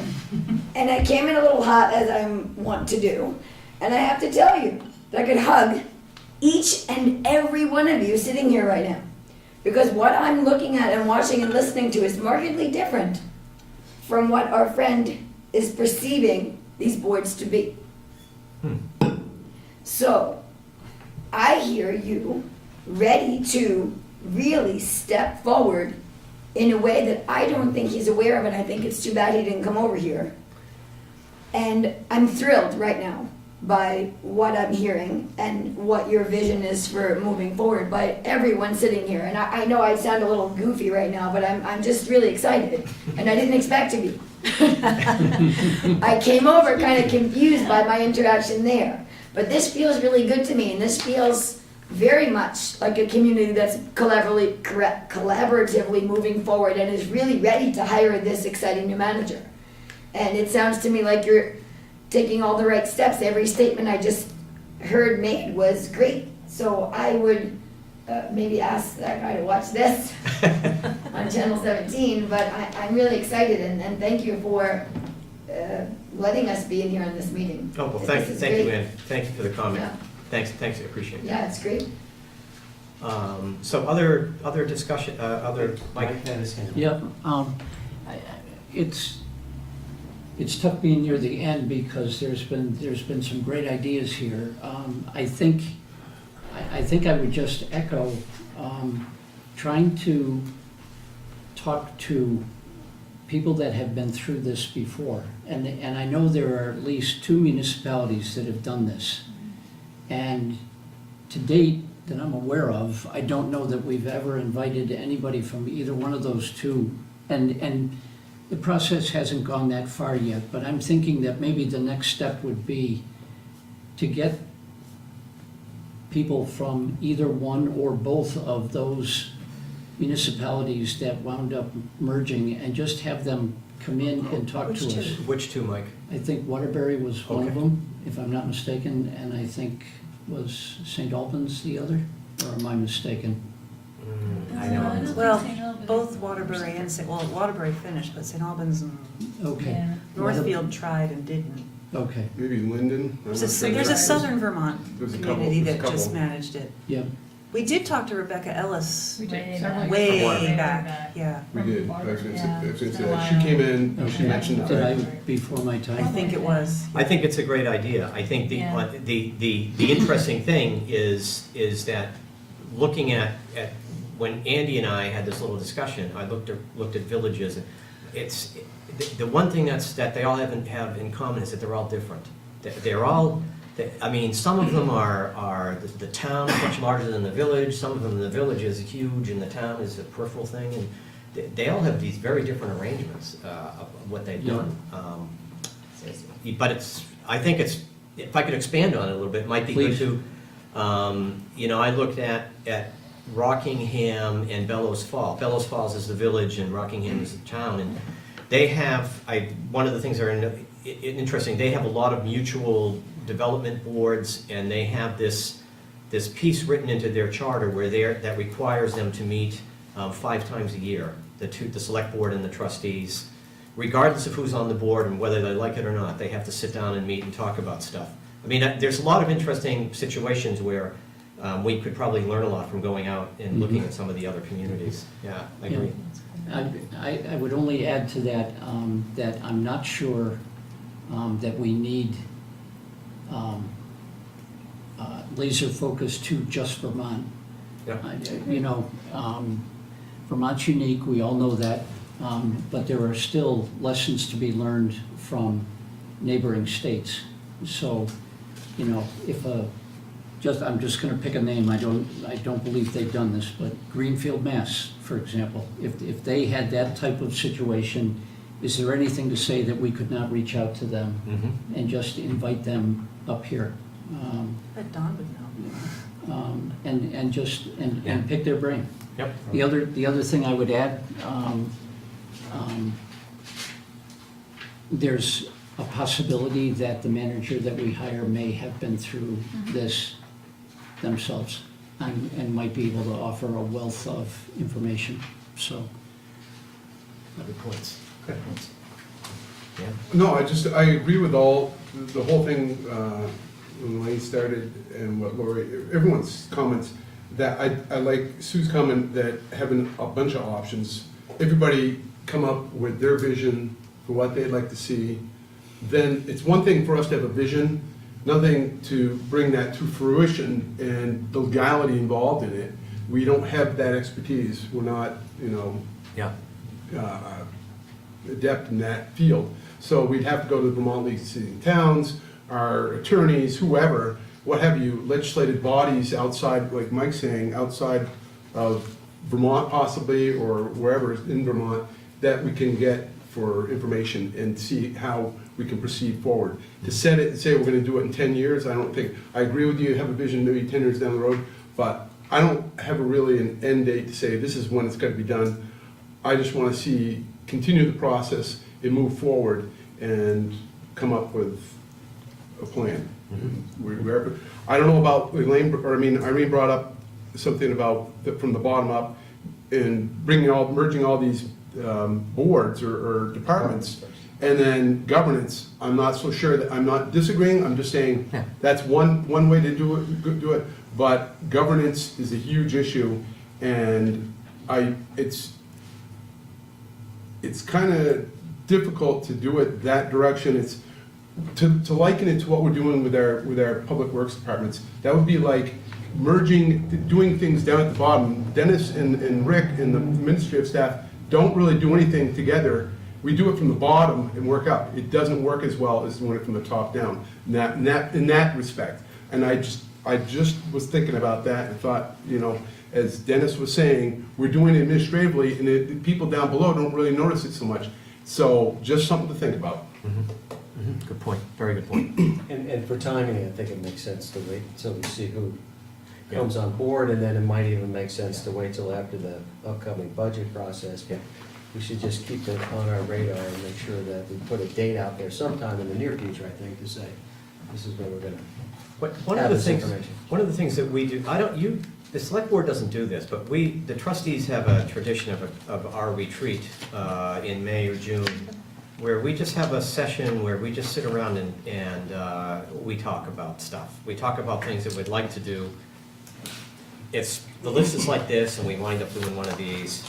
But, it's a good time, it's a good opportunity for us to talk, to really, flesh out some of the ideas that we had and have our ideas challenged and so forth. Would there be any interest in trying to do that with both boards, to have some kind of a retreat? And not to say we would, when we do our retreat, the public is welcome, and anyone who can sit through several hours of listening to us just chatter, God love them, that's fine if they want to do it. They're perfectly welcome to come. But I was just thinking, if we had a work session like this, a retreat scenario, it might be a little more conducive to really getting into more of the background discussion and the dialogue. And I don't know if that's a good idea, something that people would, at least, we don't have to commit to it now. But I was even thinking that we could do it with lunch, and we might even be able to do it by taking a room up, getting a lunchroom up at the Essex, and we could feed whoever comes from members of the public and ourselves and have lunch, and and maybe have some of these questions on the agenda and start a lunchtime discussion and see where it goes. It was right back at our last select board meeting when we were talking about items to consider for the future budget. One of the topics that came up was such. A retreat? Yes, well, I don't think we call it a retreat. I think we call it, a joint meeting to talk about priorities or goal setting, I think is what we talked about. So it's sort of the same kind of idea. Team building. And team building. Well, that was, yeah. Oh, I'm sorry. No, go ahead. Could I just make a comment? I agree with this. I think the idea of a retreat, a joint retreat between the select board and the trustees would be great. I propose that it be on a weekend because the public to be in, I'm sorry, but public to attend something like that when people are working during the day, take time off. It's one thing for us maybe, but for everybody, I think on a Saturday or a Sunday afternoon, if we could do it sometime during a weekend, you'd get a lot more involvement. I'm just telling you. I think it'd be difficult for many board members too, to Well, do it during lunch, during the week. Right, yeah. Absolutely. We do it. Yeah. Video But, conference. Well, no, I mean, I think it's, No, you want Well, no, I wouldn't be able to. But a Saturday. Saturday. if we Saturday you got could do one, it. Could be, could be. Irene, do you have any thoughts about that? It's the first I've heard of it, so I'd like to think about it, but. Sure, think about I mean, on the Think surface, about it it. sounds fine, sure, as long as the public's invited. And I think the idea would be that it would also be presumably, I would imagine with the new manager coming on, there's gonna be interaction with the two boards and the new manager prior to that, prior to anything like that happening. But that would be a casual setting for the new manager to listen to this discussion too. Yeah. Right. It's not so much going to be actionable items, it's really more just coming together with ideas and bouncing things around. It's how I perceive it. Yeah, I think it's like a cloud slowly Right, condensing, right. Coming together. Yeah, exactly. Can I add two more? Yeah, please. No, yeah. Max, I understood what you were saying about how we don't really have to put a timeline on it, and Dan, you said the same thing, but that I would love to start gathering this information now. And at maybe every joint meeting, we have a standing agenda item. How are we doing with the information gathering? Or does anyone have any more information that they want to consider? Or here's a possible speaker that we could have come talk. I don't want to put off the actual collection of this information until after budget, after manager. I didn't mean to imply that. Okay. No, because it's gonna take time to do that. Yeah, and that, yeah. No reason And to then- wait, except for staff's Well, precious right, time. right. Well, and we can do some of that gathering too. And the other thing I wanted to say was, it's great to look at what existing communities are doing and to see what existing models are out there. But let's remember that we are just as special as Rockingham and Oh, Douglas yeah, Falls. absolutely. We're more special. We can do whatever it is that works for us. Yeah. So I don't want us to do an existing model because it exists. Yeah. Right, but it's good to get ideas about. Right, what's- no, I just want everyone to be willing to take risks, to be willing to consider unusual ideas, timelines, this is a very clean slate, and we're probably one of the only communities in the country having this conversation, so we're in the vanguard, let's act like it, let's consider all sorts of ideas.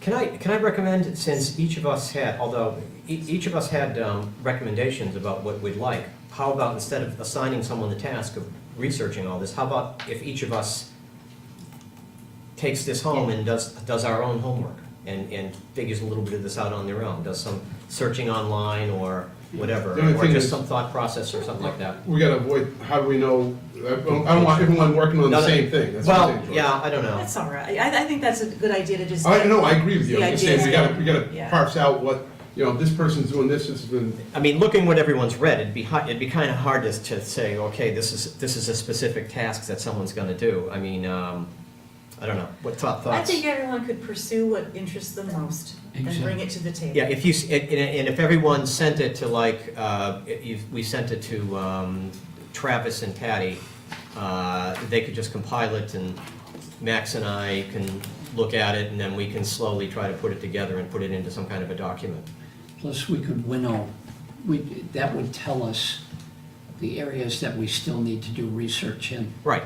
I mean, it would Right. become, Right. a document, it'd become a tool. Right, exactly, yeah. Foundational tool that we can just keep moving forward, a working document. We'll just look at the summation of the 10 of us, and sure, there's gonna be a bunch of items that are doubled and tripled Sure. up on.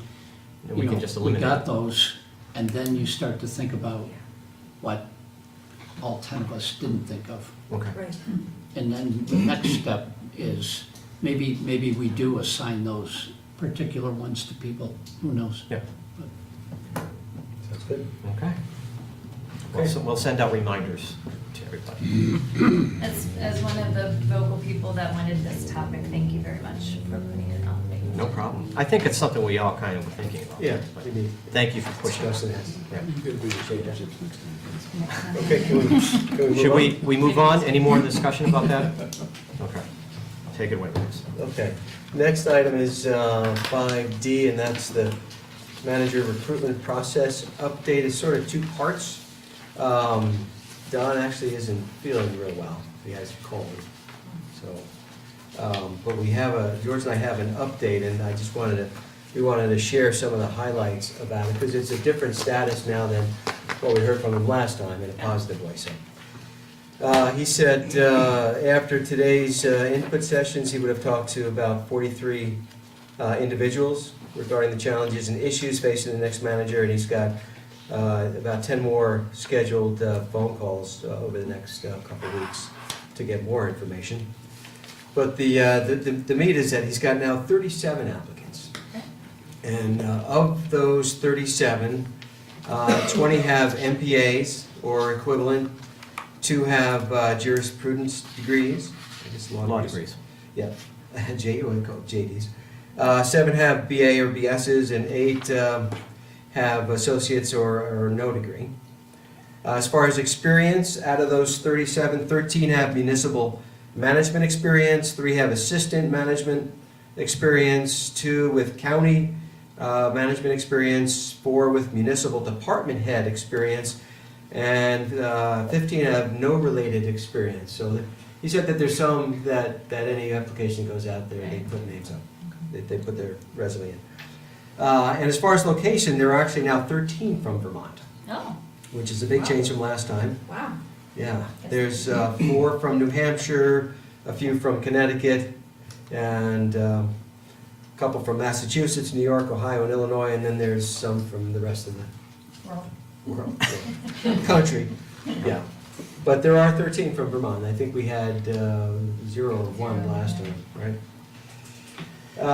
So what is on our plate to do, and it's something I think we're going to want to talk about in executive session, but our task will be, we were given 10 suggested essays, and we're being tasked to prioritize those to the top 5, so that he can, he'll send those out probably to the top 15 candidates that are that have applied, and he wants to do that by the end of this month, and the candidates will be given a 3-week response time. And if I could just jump in, Sure, Max, please do. the reason we want to pick them out in executive session is that if we felt that if we looked at the questions in open session and we debated the questions in open session and said, I like this question because I want to hear the person say this. This is what I'm expecting to hear. And this. If I Yeah, don't, yeah. a candidate out there who's savvy enough to tune into Channel 17 or get our minutes could all of a sudden have a leg up on the application process. So we kind of thought to sort of try to keep it a little bit confidential to say what exactly it is we're looking for in specific candidates. We probably, because this is an employment situation, a personnel situation, we probably wanted to do that in executive session. Okay? That's the only reason. There's nothing, and a couple of months from now, when this is all done, we'll be very happy to release the questions to the public. There's no big secret going on here.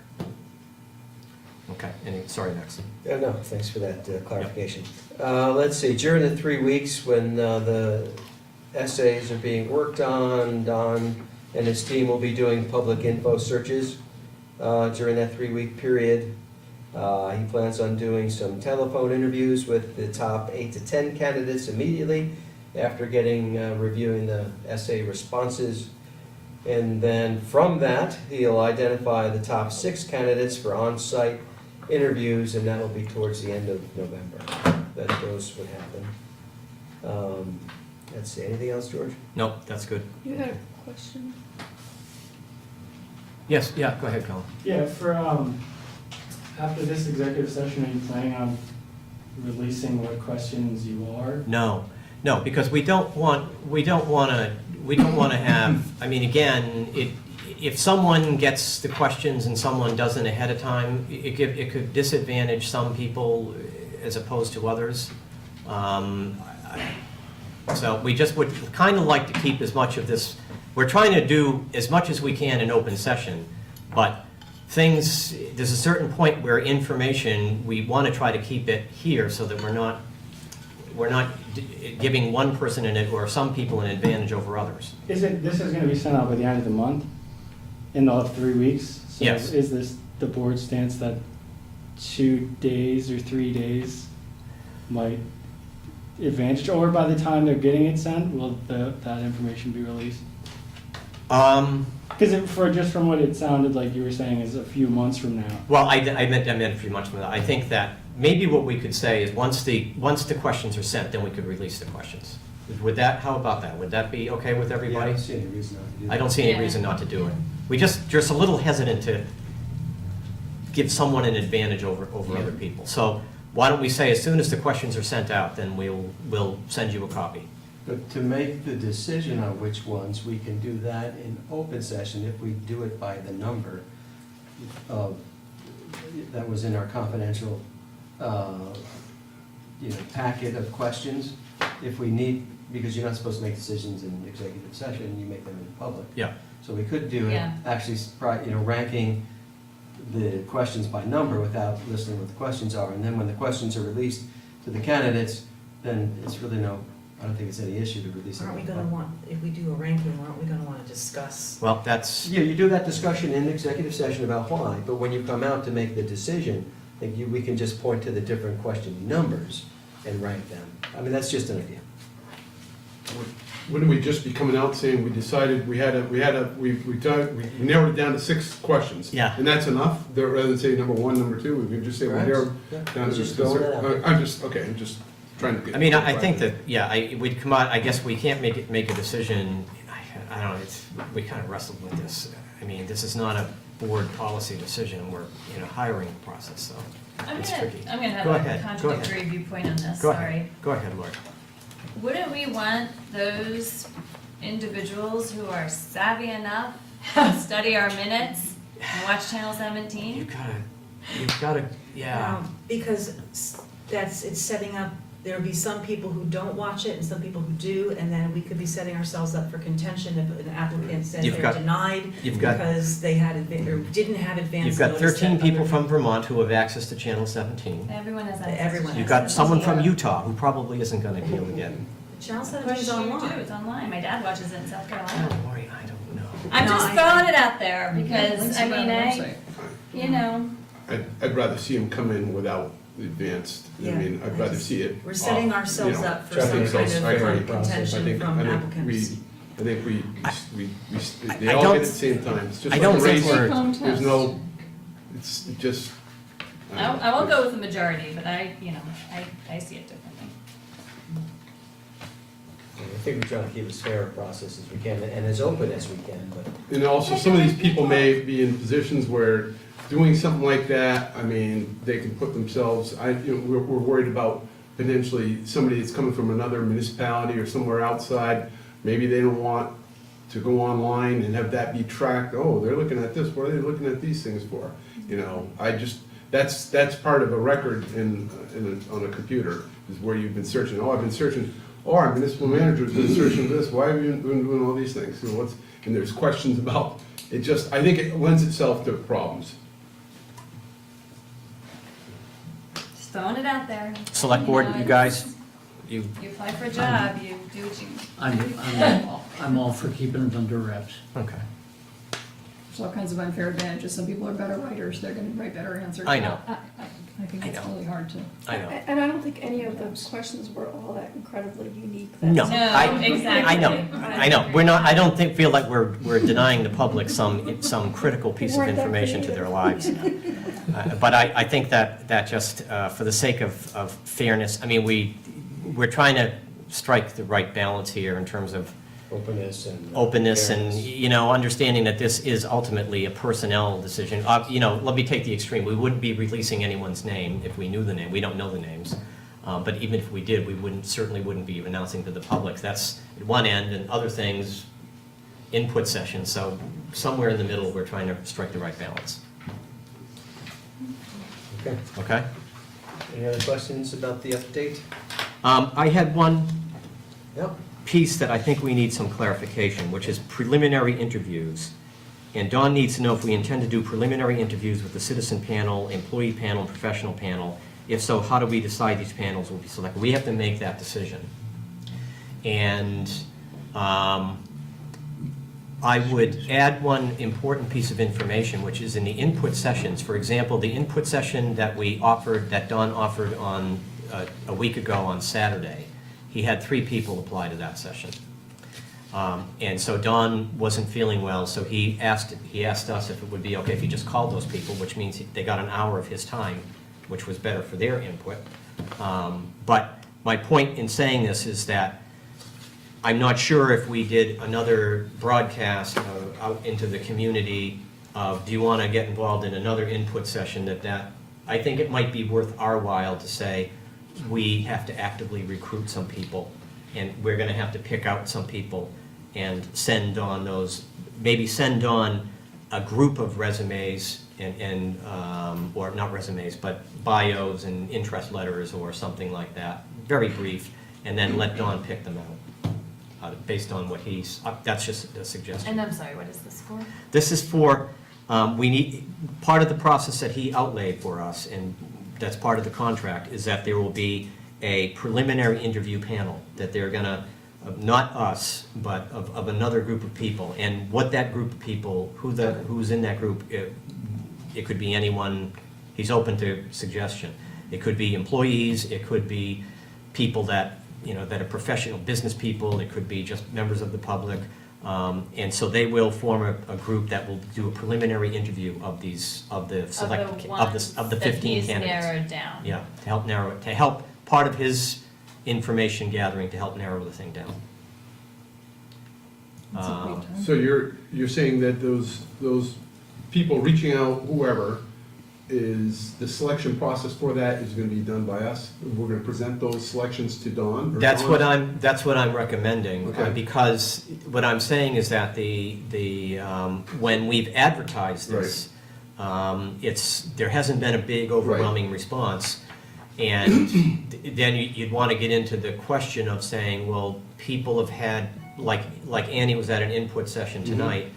So Dawn would have the names of all the people who are in input sessions. Do we want all those people to go be on yet another Well, panel, or do we want to get fresh faces? Now that we have this on Channel 17, and I assume the Essex Reporter will have it in their report that we're looking for those, maybe we'll see more names. And I agree, I think it's a great idea to get that input from people outside of our board and to weigh in on it, because What we could do is maybe broadcast it, say, but I would just caution us that we may have to step in and recruit some people, because you may not get enough response. And how many people is Don looking for? on Yeah, that? good question. I think I think, as I recall, it was something like a dozen. I would think you don't want a huge amount of people that. No. Now, is it businesses, staff, and citizens? Well, he's saying interviews with a citizen panel, employee panel, professional panel. What's the mix that we want? What do well, we think? I thought we were gonna mix the whole thing. I thought it wasn't just gonna be the professionals. I thought it was gonna be a mix of professionals, citizens, staff, so you're getting a diverse mix, so bouncing a lot of things off, which I think would be ideal. Well, if that's what we want, that's what we could do. Business We have sector- the option to step in and say, well, no, we really feel That'd be strongly about this. My proposal. Well, I think he was talking about 3 different panels. One was the citizen panel, one was an Oh, employee. I got the impression he was talking And about a one. professional That's panel. what I Is that what you think? Oh, I thought it was 3. Okay, Yeah. okay. Yeah, it's 3. Okay.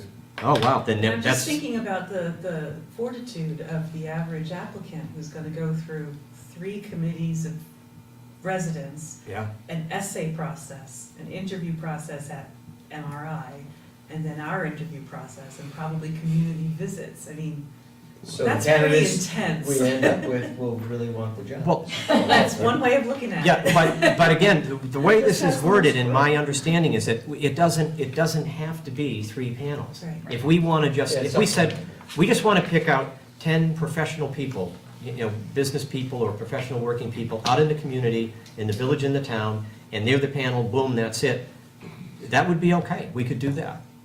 I kind of like that idea, that 10 or 12, I mean, you got 2 business, 2, or whatever number you come up with, but I think of a mix of professionals, staff, residences, people that are from here, I think we'll have a higher success of getting interested, qualified community people members. if we do one committee, Correct. but I don't want to With a limit. mix of these, The mix, yeah, one And it might committee with a expedite the mix, process a like little bit too. 4 of each, to a committee of 12, Irene? Where to begin? I think if you're gonna ask someone to listen to 15 interviews, if I heard that correctly? Yeah. I wouldn't wanna just assign someone to that and assume that they have time in their life and the desire to do that. So I think I'd want people to apply to us, and then maybe we, send a smaller list to Dawn and then let Dawn figure it out or something. I just wouldn't wanna be Okay. setting people up for a huge commitment. The word from the earlier session today was that there were some number of people, 14 or so, were signed up, maybe you know that better than I do, and like 8 showed, so I also don't wanna short the panel by assigning people or even expecting people to show up who said they would show up, and then, we don't have 12 people to interview, we have 6. That's just really not enough. We need alternates, we need something so that we get the robust decision-making that we expect out of this. Okay. How many candidates are going to be seen by these committees? Do we know? I thought he was gonna, yeah, go ahead, Greg, do you have some? I heard top 6. Yeah. Yeah, Oh, the that's top what I 6, was okay. thinking, yeah. I'm sorry, I'm out of sequence, so it's not all the 15. He's gonna whittle the 15 on his own based on others. Right, Yeah, he's 6 gonna do makes the more interviews sense. with 8 to 10 candidates immediately after getting the essays, and then identify the top 6 candidates for on-site interviews. Okay, I'm sorry, I'm misleading everybody. Sorry, and my apologies to everybody. Greg? Yeah, and also, my memory of the professional interviews was that it was gonna be Don and a couple of his team and some other managers in the area. That was his definition of professional, not the business profession in essence. Okay, maybe it's just the way this is worded, I'm, Yeah. okay. And are these interviews going to be part of a site visit by, these are not the finalists, these are the semifinalists. The So then we're going to semifinalists. have like 2, maybe 3 that will come here and get the tour and more, okay. Well, it's quite possible that the 6 semifinalists will be put through the process, which would also include a tour, because that helps give them a sense and a feel for the community. So they would probably start with the panel, that they would run it through in a process, perhaps, where you as a candidate would meet with the panel while somebody else is being given a tour. And then the interview with the 10 elected officials would follow, so that it would be kept moving, the people would be moving, and by the time you got to the give and take that you will have with the questions and answers, you might learn something about how quick they picked up on certain things, because it's an outside perspective, theoretically, and that you could enhance your interview process that way. So I think he might be thinking along those lines with the quote-unquote citizen panel. Plus, when he interviewed with you for the job, one of the things he heard you say loud and clear was there had to be some citizen input on the interview process, also leading up to it, but at the interview process itself. And this might be his answer to that question that you had raised. Okay. I apologize for getting mired down in process, but so you're saying that these 6 candidates would see this citizen committee and they alternate, like one gets a tour, one gets an interview, and then they come see us? Or are those so we're gonna interview each candidate twice? No, you're only gonna have one interview with one candidate. The candidates are gonna be bopped around from pillar to post. Right, so I see that happening on different days. I mean, I see it. how are we gonna have 6 people come in and be interviewed by a committee of citizens, and that committee of citizens is gonna, they need to provide their input, and then MRI needs to narrow down the field to 2 or 3? And that's all gonna happen? No, you're gonna narrow down the field. Yeah. You're gonna narrow it Yeah. down to 2 or 3, Yeah, and that's then there's gonna- another set of interviews after that, or no? I'm confused as to when the final decision is gonna be made. I feel like we've just condensed a timeline into like one set of meetings. I really think that this, what we're discussing now, I know Don's not feeling well, but it would be so much helpful to have him here. And the other thing is that, I'm just curious, I'd love to ask him, or maybe some of you know, in this process, is it common for people, oftentimes you put in for something, maybe they get to this point, you get down to the Sweet 16 or whatever you want to call it, and you get down to the narrow, you meet this community, start going, they back out. Right. Are we going back to the list? I don't know, I'd have to ask Don this. Do we get back to the list and say, oh, now we're down, we don't have 6, we're gonna go back, we're gonna reach somebody help somebody, or we go with the 5? I mean, I don't know how that goes, So let's keep in mind, some of these decisions are ours. right, Yeah. correct.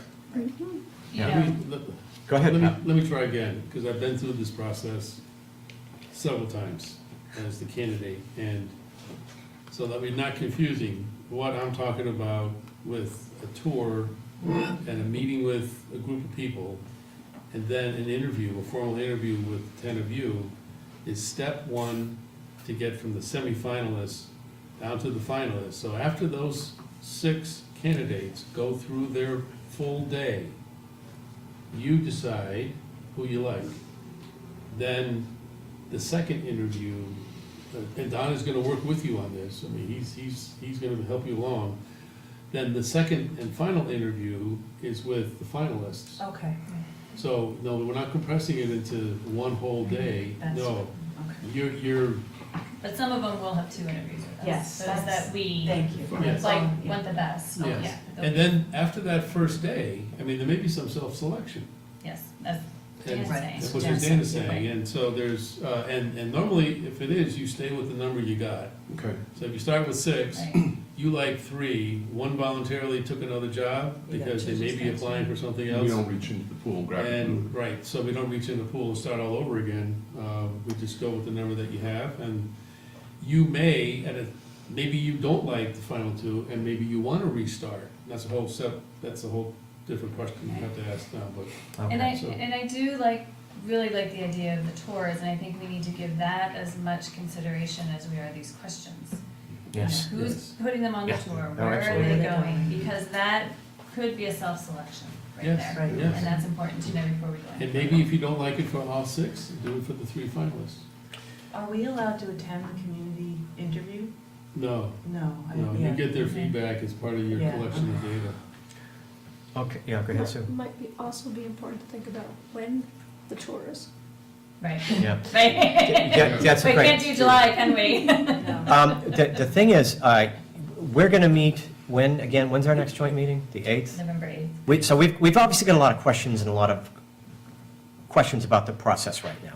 And the thing is that Max and I could go and talk to Don and say, oh, okay, Don will explain it all to us and which panel is doing what and when the interviews and tours and everything.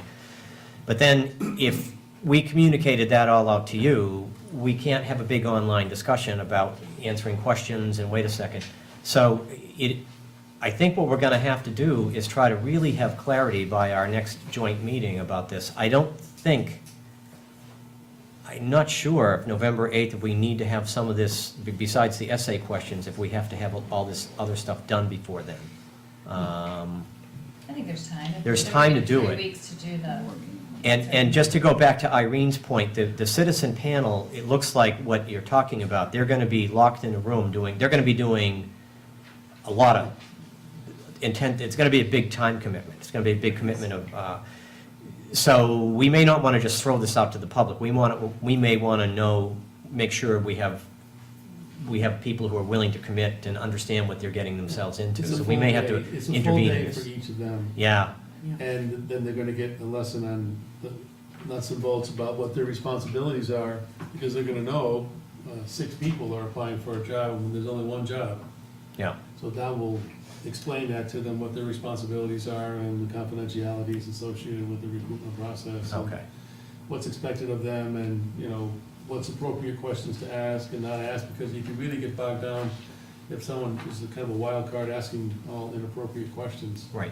there goes the process for that day. Well, and the other thing is, are we going to just have them give us their subjective feedback, or will there be some type of ranking criteria system that we create, which I think. coaches. Yeah. Okay, I 'cause think- I think that's really important to have that ranking Yep. Yeah. criteria. I think that's, I think Edmund Max, yeah, I Okay. think that there'll be some criteria there. So if we meet on the 8th, and we get some answers from Don, the on-site interviews, according to the schedule that he sent us, is the 30th of November, so that gives us time. Okay.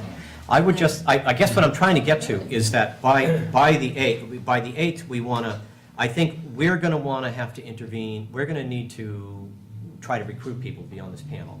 I don't think we can just throw it open to the public and see who applies and say, great, you're the panel. I think we're going to have to actively recruit people.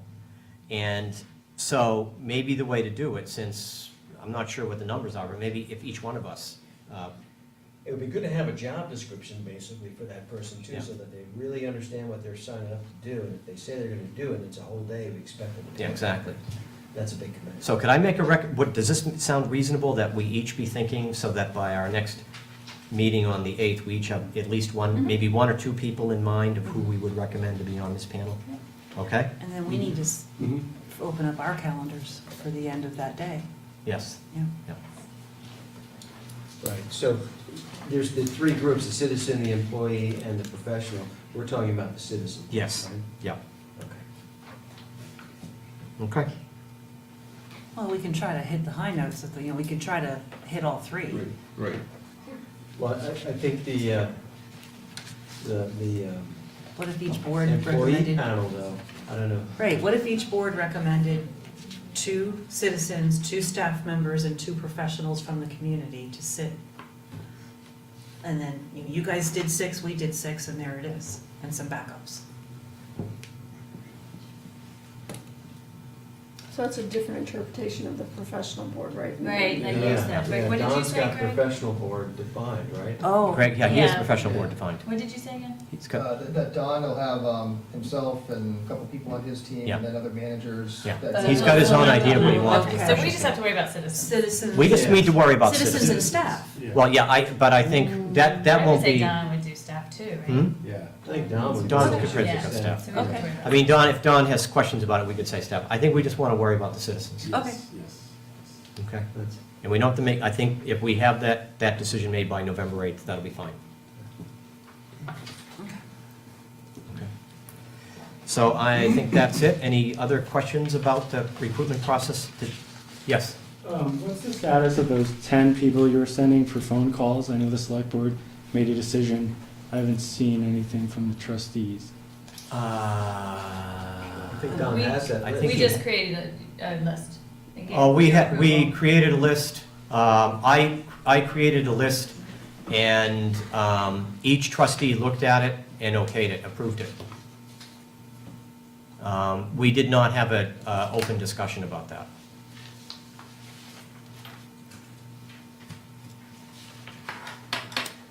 So can we move on to 5E? Yeah. Okay, so 5E is, I think this is the select board only one, is that right? Pat? Well, it's a select board only one for a vote, but it impacts the trustees, because they have an agreement with the trustees, and in that agreement, it says that I will be active and So it lead. impacts them as well, So, yeah. yeah. Okay, so it's about to amend a previously adopted motion regarding something that happened back in 1993 for the passive appointment, for Pat to the passive board, but there were some issues with the motion that was made that didn't quite make it, right? Yes, this is, excuse me, and I was hired in 1990. In 1991, the board appointed me to the passive board because I've had previous experience in 2 other places, starting up the insurance pools. When I came to Vermont, it had already started, but I got invited to participate anyhow. When it came time to go to the board meeting to be appointed to the board, the person who I was going to replace, did not leave. He left 3 years later. He did not leave in 1991. But they kept me and 2 other folks working on a committee for the passive board. So I stayed working on committees until '94. when the vacancy did occur, but I was told by the then executive director, you better go back and get a vote, because so much time had passed. And, excuse me for just a second. So I did. June Carmichael, who was on the league board at the time, put it on the agenda for the select board, and they approved me, continuing on, staying active in the league, but they didn't, for some reason, understand that I was on passive, and they appointed me to something called the Unemployment Trust. I don't know why. I can only guess that because I was appointed to the passive board in '91, they probably figured, well, why does he need to be appointed to the same board twice? I was pretty new there, so I wasn't anywhere near as aggressive as I am now. So I said it should be passive, and I got talked over, and so there was a vote. So between the meetings, I mentioned to June that, it really should be passive. She said, yeah, okay. So it came back to amending of the minutes at the next meeting to correct it, and that didn't work either. I know I mentioned it, and there must have been a breakdown between June and the person taking the minutes, because June was our minute maven. She was very detail-oriented, just like Irene is on the minutes. And, so I didn't bother rereading those minutes again. So, under around 22 years later, I'm leaving passive. I'm gonna be writing my letter of resignation, and so I started going back over, I wanna talk to them about it, I wanna thank them, I wanna express my historic folkloric love of my involvement there, and lo and behold, I come across this error, so. My next passive meeting, by the way, is Friday, hence the purpose of having it tonight. I would like to have this discussion with them. My letter is gonna call for me to be formally done December 31st or January 1st, so I will serve out my second of a 3-year term. Steve Jeffrey asked me when I first resigned, or tried to resign. I said, Steve, I'd like to resign. And he said, no, we just hired a new executive director. Why don't you stay a year or two and help out? So, keeping my consistent pattern of wanting to resign or retire and never being able to do it on the date, this is just another example of my past practice of lack of credibility on when I'm actually leaving someplace. So, I would ask that you would, hearing all that, I would ask that you make a motion to amend the motions of September 13th, 1993, Essex Select Board meeting by replacing the words unemployment trust with property and casualty into municipal fund, which is passive. We refer to it as passive because we don't want to keep saying that over and over. On line 216, and then on the October 4th, 1993 minutes by replacing the words unemployment insurance with property and casualty into municipal fund on line 59. Can I just, it's none of my business, but you realize if you don't pass this motion, he'll never be able to resign. Yeah, and the board's known, ever since I've been on it, that you've been doing passive and not this unemployment insurance trust. Yeah, it's a private nonprofit corporation affiliated with the league. And the league is an instrumentality of local government, and that's why we, all who are members, it's a member-owned outfit, which is quite good, and we are each 1/326th of that. I know it doesn't sound like a lot, but we have, we, both the town and the village, have generated quite a bit of savings over the years. And it's been, again, it's just kind of a passion of mine, a avocational passion, so. And you're being modest, Pat. You played a major role in this, and I don't think the municipality of Vermont appreciate the commitment you've had to it and the contribution For you made. many, many years Yeah. of good leadership there. So, I've been president since '91. Sue? Are there any legal implications of correcting a motion that's 24 years old? I mean, Actually, the language before you came from Bill Ellis, so. I saw that. I don't know, why wouldn't we just make a new motion? Why would we correct a 24-year-old motion? Because that's the appropriate thing to do. According to the Robert's rules, you get to amend the motion that is wrong. By making the motion now, you are in effect making the motion this year. Yeah, we asked Bill what's the right language for that, and that's what he provided for us here. But yeah, I agree, it seems like we could do it some other way, but this is his recommendation. So, all right? And so my question is, what stops the select board from correcting anything that their predecessors decided decades earlier? Because you need the majority of the board to do it, and it's assumed that they would be making only good decisions together as a board. Right, but That's what the I only heard- thing. That's the only thing. I heard Pat say that you really were appointed 2 years earlier. You just didn't become Well, an yeah, but the Fix it, argument, and the right? reason why Steve Jeffries sent me back is that I was appointed, but that I never actually served. I was on a committee working with the board, which is a little different than actually being on the board. But you had So- that appointment from your select board earlier. But I had that appointment, so, yeah. So you but- were never unappointed, so I'm not sure why we need to. No, I was never unappointed, but I never served for what I was appointed for in 1991. I was on a committee, not the board. So I could make the argument that, yep, I really don't have to be here, but erring on the side of caution and trying to treat the league as well as they have treated me and make sure I'm on the high road with everything, and not have any questions coming to them 5 years after I retire. Well, did you realize that this vote was taken and there's 2 different votes and he never really served on the unemployment trust, so what's that all about? So this is dotting the I and crossing the T, really. That's what it is. Very minor. What's the board's pleasure on this one? I think it sets an interesting precedent. It's not a precedent. We have- Going back to this correct in the minutes, past. I think it is. I've never corrected 24 minutes. We're not so correcting the personally- minutes, we're correcting a motion. There's a difference. Right, That's this why is I not changed the correcting word. minutes. Okay. We're correcting This is a motion, motion. and that's the legal. It's recorded in the minutes. Yes, that's recording in these minutes, so that if somebody says, hey, back in 93, this happened, you can say, yep, and it was corrected or cured, and we have done that before, it's not a precedent, we have cured. Yes, we did last Things year that there's- multiple times. Yeah. Which is a So- precedent I don't like either, but we'll go there. So what's the board's pleasure on this one? Do I have a motion? Motion. Okay.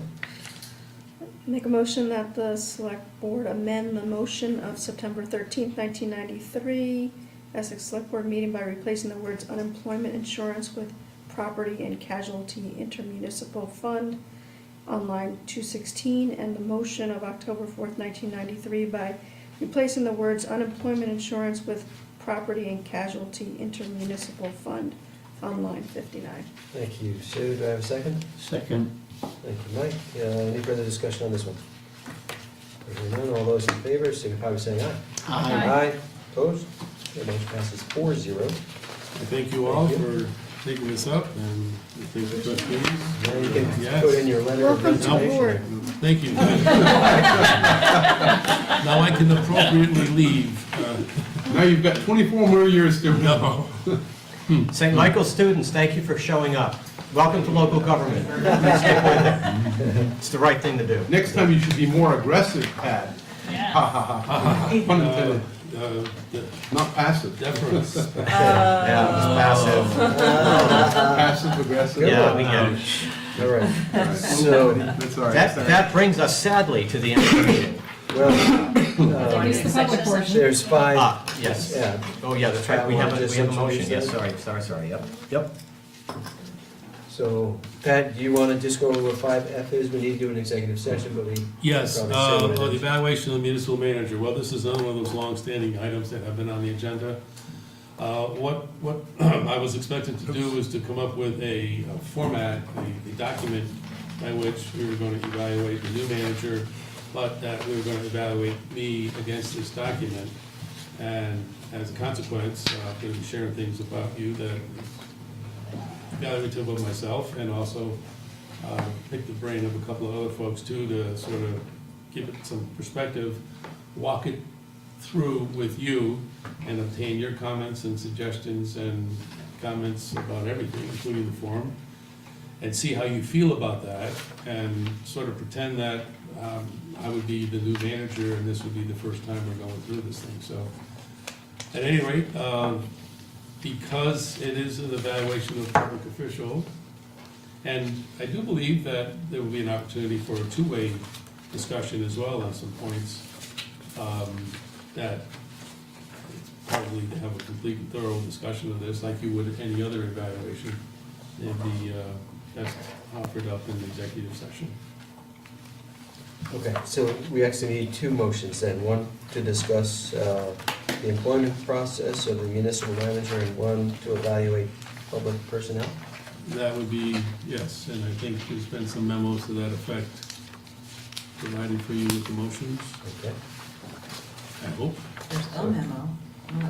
There's not two motions. Well, And we- I move that the select board and trustees enter into executive session to discuss the employment process of a municipal manager pursuant to 1 VSA 313A3 to include the municipal manager. You might want to add Greg Greg. replacing Baljet and the deputy manager. And deputy manager. Sorry. For that one?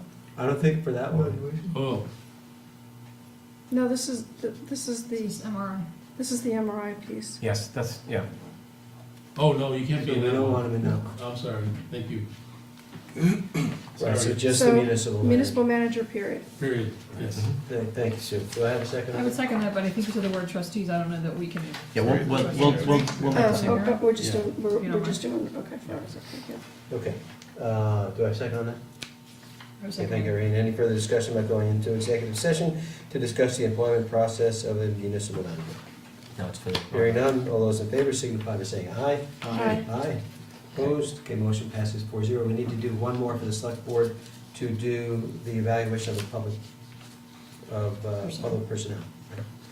Yes. Okay.